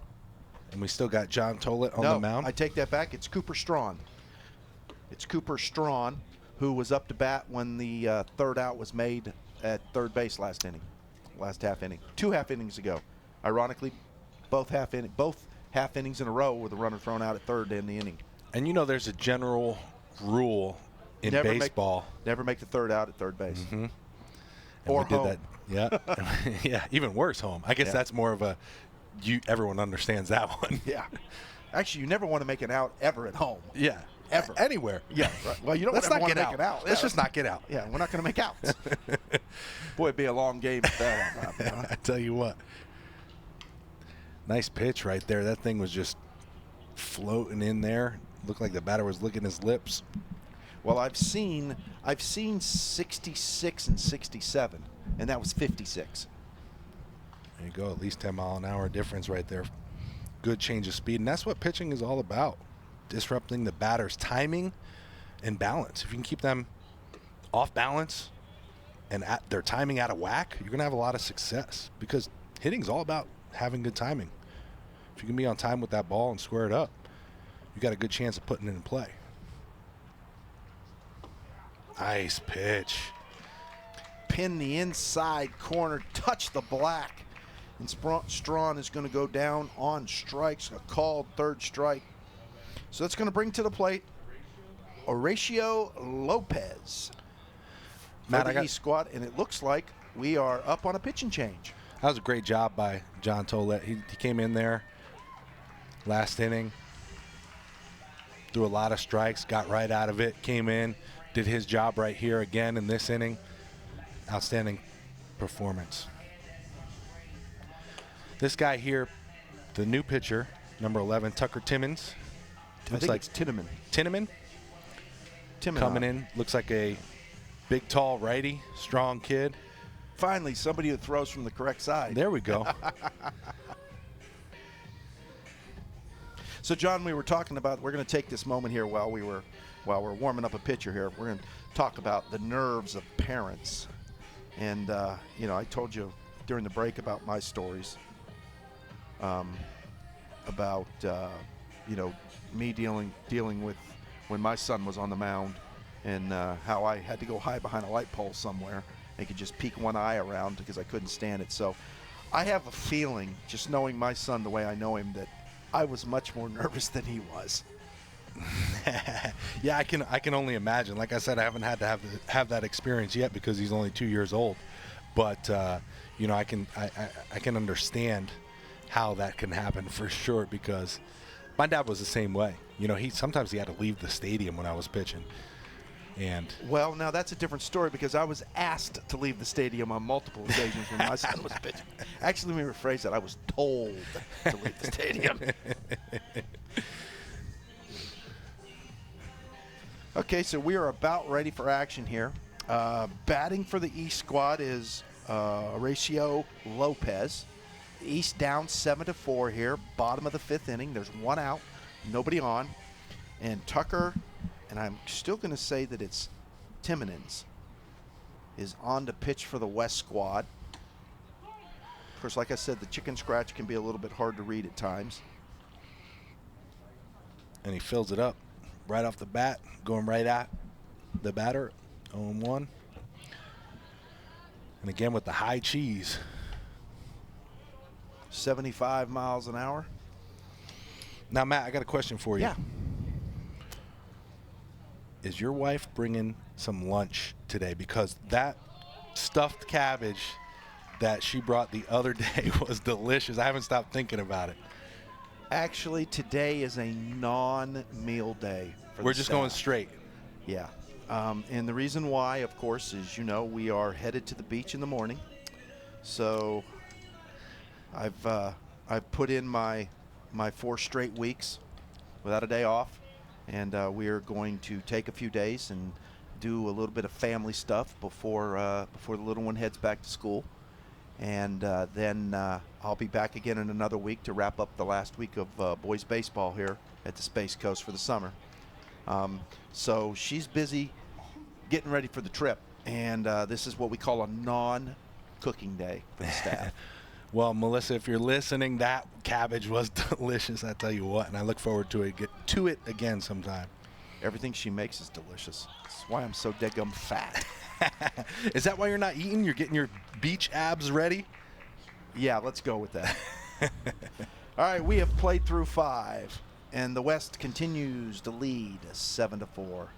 Matt Trebuchet, John Madden, we'll be right back to you from the USSSA Space Coast Stadium.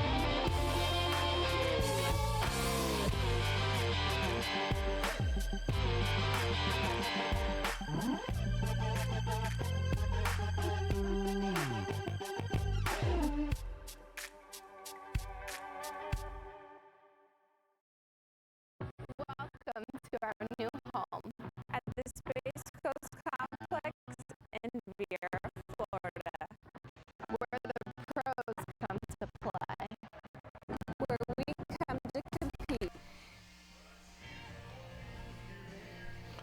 Well, welcome back for the 6th inning of our 13 and under top prospect game.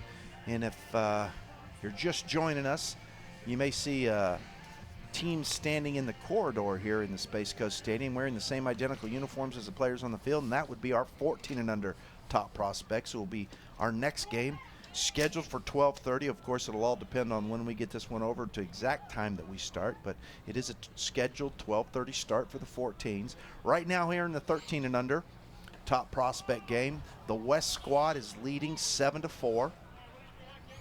Aiden threw a nice little hook there, first pitch for a strike, tried it again, it kind of hung up there, and normally that would have went over a batter's head, but not with Norfleet up to bat, the 6'6" right-handed batter. He took it right off the dome, and he is on first base. Yeah, Norfleet, you're not gonna throw it over his head. No chance. Unless you're aiming for us here up here in the booth. Yeah. Right. So that's gonna bring up Jacob Murphy for the West squad with a runner on first, nobody out. Again, the pitcher is Aiden Rogers, number 4 for the East team. I believe earlier in the game I called that we might get to see him this afternoon.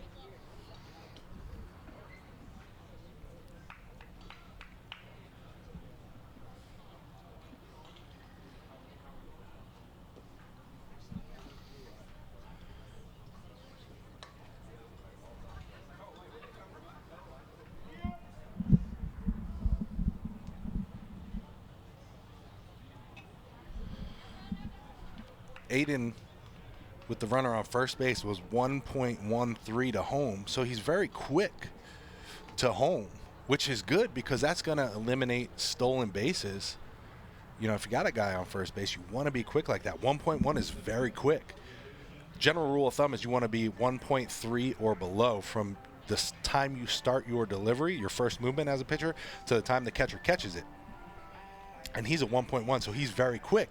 But because of that, perhaps is why he walked that batter right there. So you want to find that happy spot to where you're being quick, but you're not being too quick to where your pitches are being sacrificed because of it. Now with the runner on second base, he's got more of a load here. He's got more of a leg kick, and he's getting more of his legs underneath him. And in fact, we were just talking in the break here about how important strong legs are for athletes in this sport. And when you get more of your legs underneath you, you make better pitches. As you see here, he now has an out because of it. Well, strong lower body. You know, I know from a hitting perspective, you know, a lot of the power comes from the legs. And no doubt about, from a pitching perspective, the drive that you can harness, that power, the body, the torque of the drive from the lower body is tremendous piece of the velocity, of pitch velocity. So, you know, lower body strength is huge in the game of baseball. Yeah, and Griffin Gray's pitcher, who pitched earlier, did a great job of that. He was really quick driving off that backside and pitching hard against his front leg, and that just helped with the torque and the arm speed and everything else. That ball just flew out of his hand. Reed Tinsman stands in for the West squad. See right there, he was a lot quicker with his slide step, and that ball was way out arm side. So I think he's a little bit better when he gets a little bit more of a gather underneath him. Especially in this situation, he doesn't have, there you go, he doesn't have to be as quick, and there's an out for you. See if our runner tags. Second baseman out. No, not a chance. One or two bluff steps, and that was it. He might have been able to take another step and do a headfirst dive from there and be safe. Almost, yeah. So that's going to be 2 outs here in the top of the 6th. It's going to bring to the plate John Tillett for the West. I think John is one of the pitchers for the West squad. Whether we'll see him or not, I'm not 100% sure, but I do believe he is one of the pitchers, and he's probably a left-handed pitcher. Yeah, he actually did a great job out there. Yeah, he already. So he already threw. Yeah, and he did. Then I apologize to John and to the Tillett family. You know, unfortunately, unlike a major league game or something where they have spotters with binoculars and everything, you know, we don't get all the changes up here, so we're kind of, you know, doing it by braille sometimes. And it's what we can see. By chicken scratch. Yeah, obviously by looking at a lineup card, it's chicken scratch for sure. And we haven't run into it yet this game, but earlier in the week, the 9 through 12-year-olds, there was sometimes 2 or 3 guys with the same number.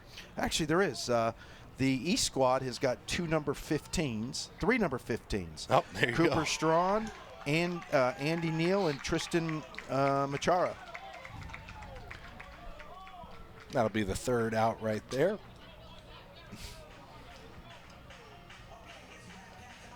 Well, we have played to the middle of the 6th. The East squad still looking to get back 3 more of those runs. But right now, the West leads 7-4.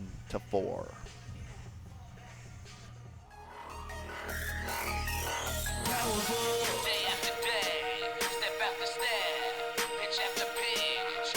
So powerful, swing after swing. Wanna be powerful, motivation for the grind. I know I'm next in line. Success is on my mind. I'm putting in the time so I can earn the right to have the power. Powerful.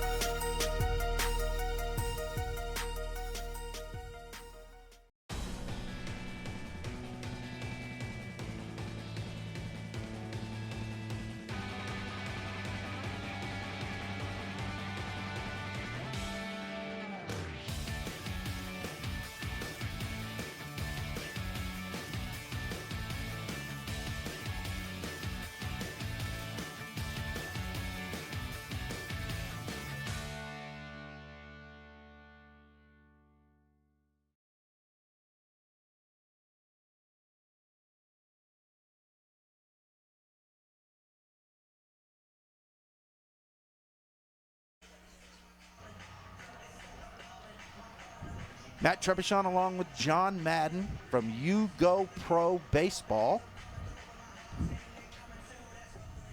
About to start the bottom of the 6th inning here in our 13 and under top prospect game. We're glad that you've joined us. I always love the Select 30, and it's just because you get to watch the absolute best athletes that there are all in one time. And I know that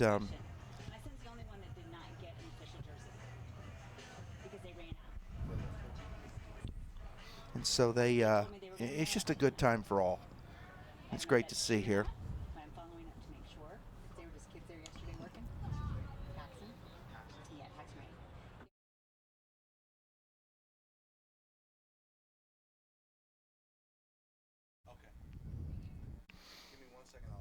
So leading off is Grayson Lincecum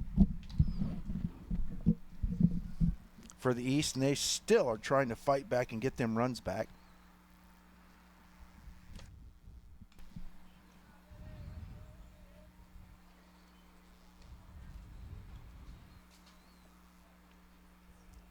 He walked and stole a base in the first.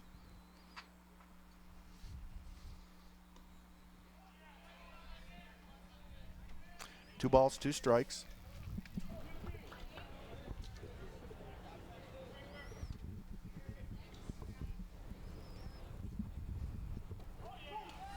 Called strike 3 on the inner third.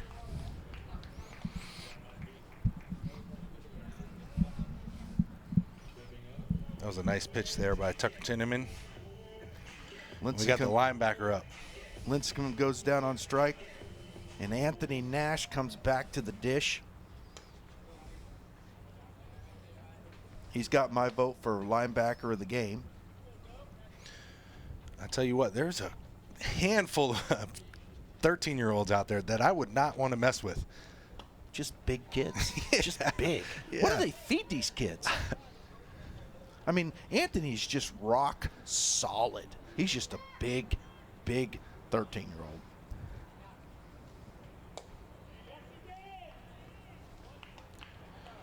finds himself in the hole here, 1-2. The East squad just needs base runners right now. That's what they're going to need. Ground ball to third, ricocheted off the third baseman's glove. And we're going to score that a infield hit because, like I say, the third baseman dove for it and it just nubbed off his glove. That's going to happen. Nash did beat the wrap. He would have beat the wrap anyway. It was an errant throw. So we're going to score that a base hit for Nash. There's an error on the throw, and then a 3-4 covering to retire Nash trying to pick up the extra base. And we're going to have another pitching change here, John. Nash looked like he was putting everything he had in those wheels to get to second base. And let's see if we can determine who we have here. We have got Reed Tinsman. Reed Tinsman on the hill. For the West squad, he's going to come in with 2 outs here in the bottom of the 6th.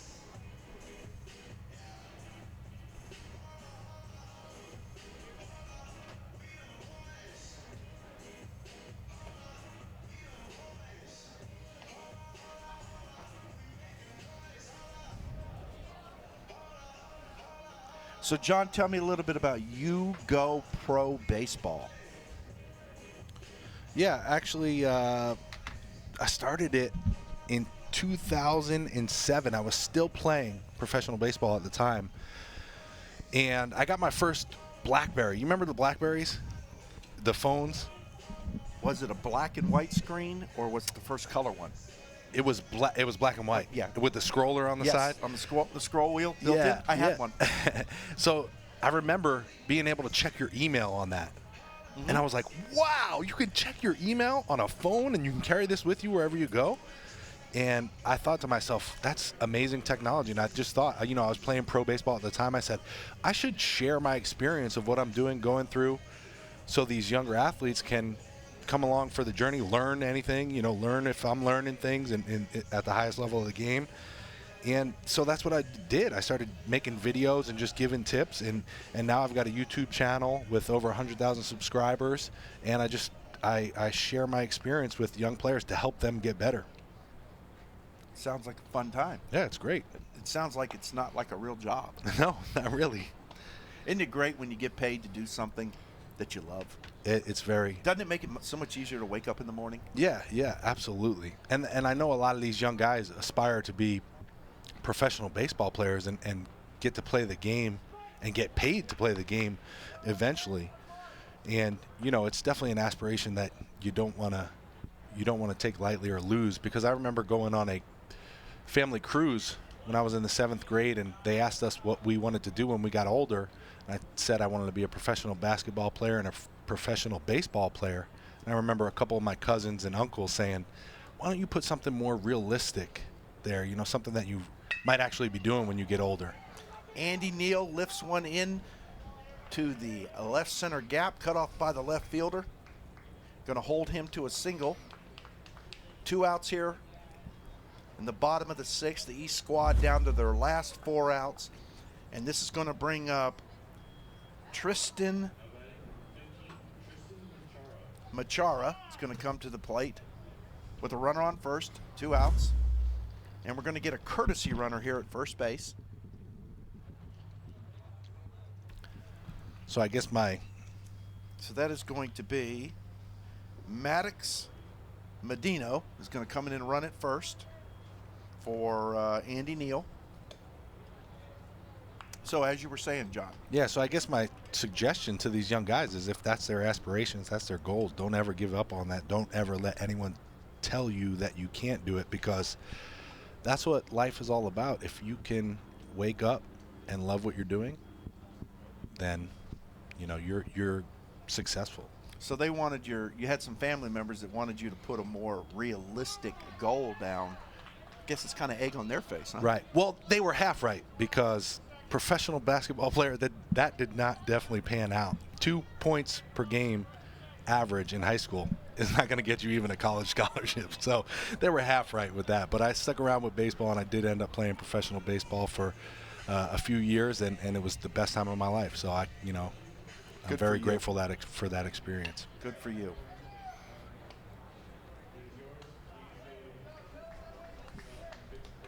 And Machaca grounds into the 4-6 fielder's choice at third base, and that is going to end our 6th inning.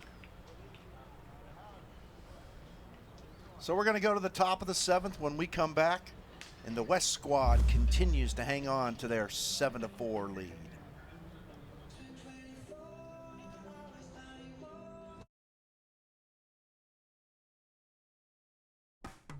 After more than 50 years of innovation, AstroTurf still leads the way.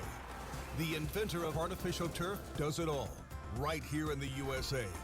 We engineer, test, manufacture, and install the world's most innovative fibers and turf technologies, with over 30,000 tracks and fields worldwide. AstroTurf, powered by Sport Group.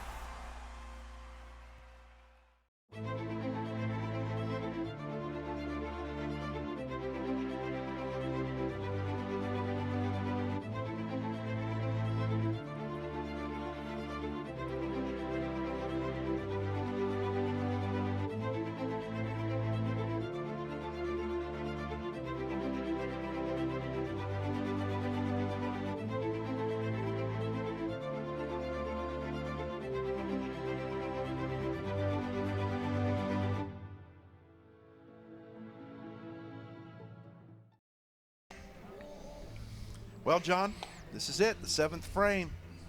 Of course, the West, they want to extend that 3-run lead, and the East is going to do everything in their power to keep it right where it's at so that they can use their last 3 outs in the bottom half to try to get back, tie, and possibly go ahead and win it, or worst case scenario, throw it into extra innings. Yeah, and Grayson Lincecum's going to be closing it out. It's a great pitching name. 3 runs is a close game. We get bases loaded, you got the winning run at home plate. So this is a close opportunity for Lincecum. And with that name, I'm sure we're going to see some quick work. You think? I mean, look at the guy. He's a big boy. He is.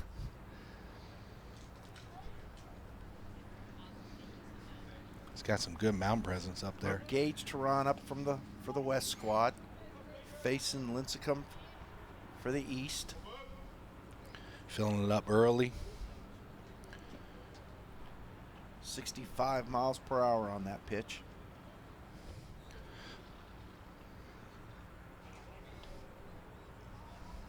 That one might have made it over Norfleet. Possibly. I don't think so.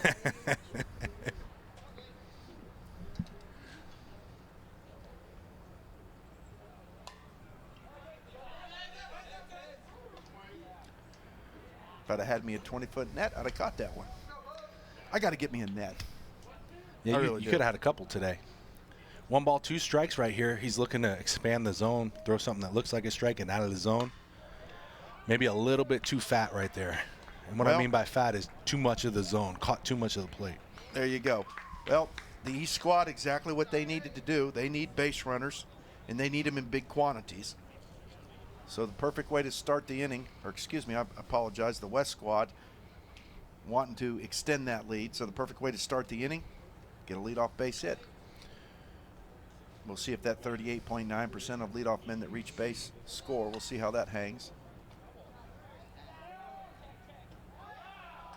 Wow, we just had a major untraditional double play. We had, and I gotta check my lineup card here. We had a ground ball to first.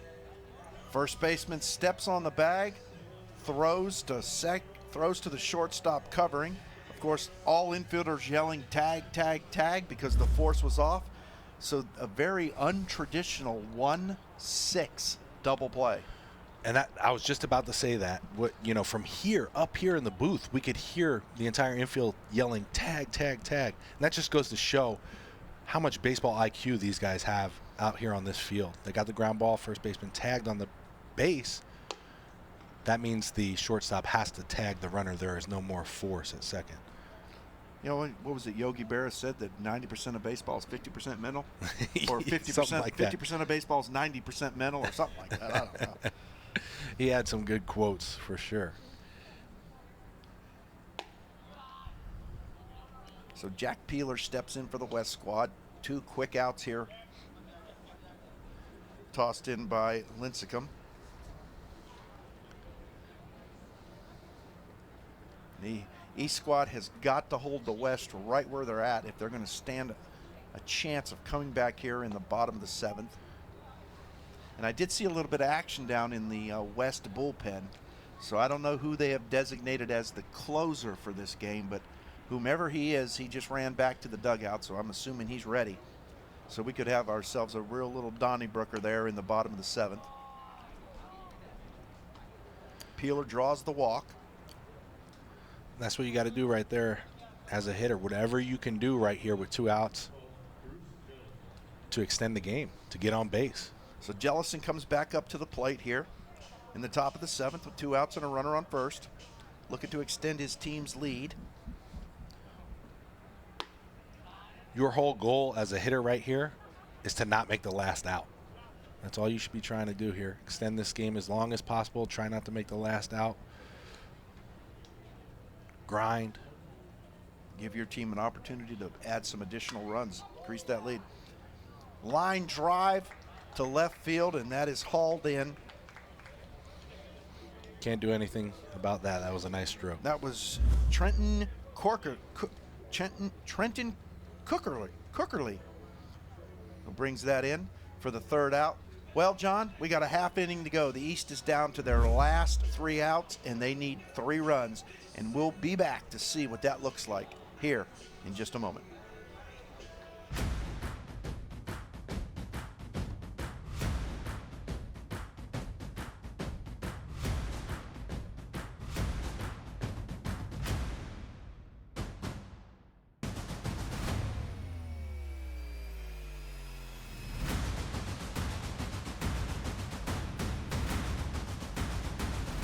Don't miss a single rocket launch on Florida's Space Coast. Download the Launch Console app today.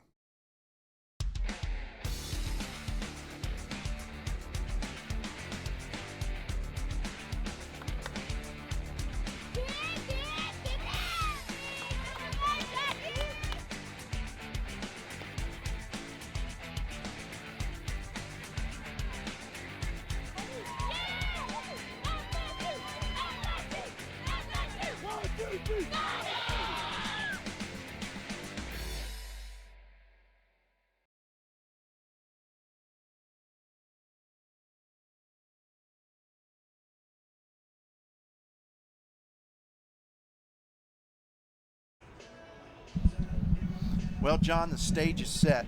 You can see your line score across 7-4-1 for the West squad, 4-4 for the East squad. So both teams with four hits.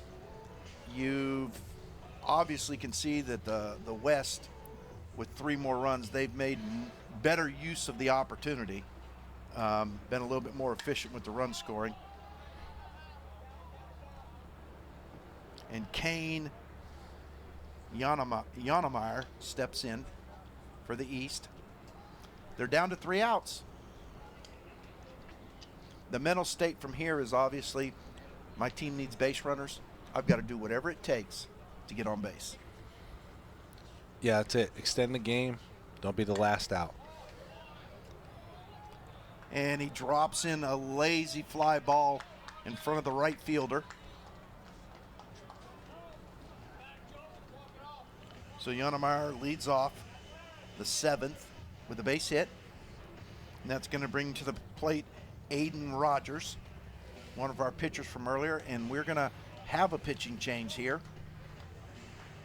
And they are wasting no time. They're going to the Duke.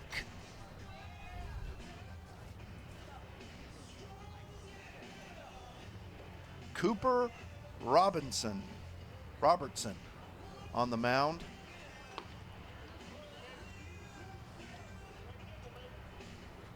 Cooper Robertson there, you see him. He was our starting third baseman. He was the one I saw chugging back from the bullpen. He's that big old boy, too. And you could tell his shirt is just soaked, as a lot of these other guys are, too. I said before the game when I went down to the field, a lot of these guys were already drenched just from infield, outfield practice. So now, probably 2 hours later, I'm sure they are just dripping in sweat. You know, what people don't realize is all these shirt manufacturers have these performance fabrics. And the funniest one of them all is Under Armour. They claim dry fit. Obviously, they didn't test those shirts in Central Florida, did they? No. Because there's no such thing as a dry shirt in Central Florida. They get wet quick. Of course, Boomba's actually the supplier of the jerseys for the Select 30 and for the Top Prospect games. I really like these uniforms they got. You know, they look cool. These jerseys were actually picked out by Jackie Algar, the USSSA baseball administrator. She's got some good taste because these are some good-looking unis. Ground ball across the diamond. Just missed the tag. Well, they had to play it first. They got the out, and then Yanamar, aggressive base running. He beat the Rap back on the throw back across the diamond. So the East squad, they lost an out, but they do have a runner just 90 feet away from the plate. And that is going to bring up Trenton Cookerly. The East squad down to their last 2 outs here. Needing 3 runs to tie, 4 to win.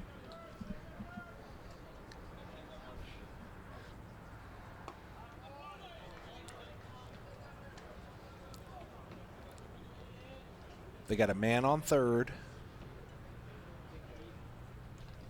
Obviously, a batter in the box. So if you can get on base here, well, there goes a run right here. So now we're 7 of 5. We're 2 runs down. Tying run is on deck. But you got to have base runners. So Trenton needs to get on base here. And then the tying run will come to the plate. So this is a big at-bat right here. 1 ball, 2 strikes, and he stays alive.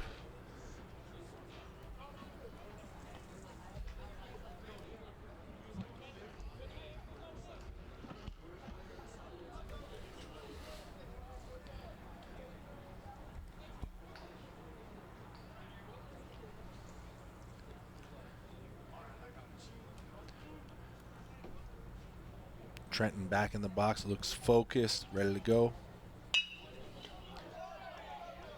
He gets a hit right back to the pitcher.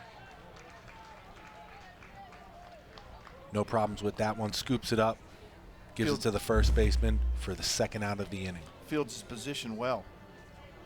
Not going to waste any time worrying about throwing it over there. Going to go halfway and then do a nice underhand toss. Make it easy.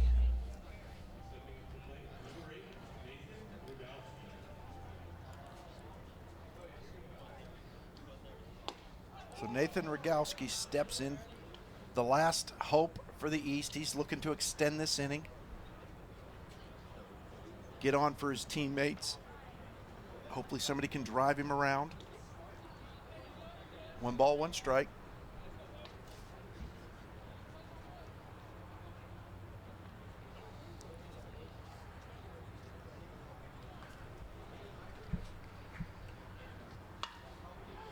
Cooper throws it in there. Ground ball to first, and that is your ball game. Cooper did a great job. That's what they brought him in for. The closer closes it out. Great game. Your final score from the USSSA Space Coast Stadium. The West 13 and under top prospects 7, and the East 13 and under top prospects 5. What a good game, John. Yeah, you know, all these athletes got to be super proud, whether on the winning end or the losing end. Just to make it to this field alone was a spectacular accomplishment, and they should all be very proud, as well as all of their parents and the family back home, because this is just an amazing, amazing accomplishment. You see the players shaking hands and the task force members, different coaches from different teams shaking hands. It's really a camaraderie issue. I touched on it earlier in the broadcast. I didn't get to finish the story, so I'm gonna take the opportunity to do it real quick before we leave. But the 14-year-olds, one of the two teams last year in the S30 championships, the 14-year-old team, they became such good friends that they played one game together in July, the top prospect game. All 15 families met in Phoenix, Arizona over Thanksgiving, and they played in a 15-year-old tournament together. And wore their S30 top prospect jerseys in that game. Wow. And played in a tournament over Thanksgiving. So it's talking about, it's building friendships. It's so much more than baseball. I mean, it's about baseball, but it's so much more. Then you see there some highlights of the game.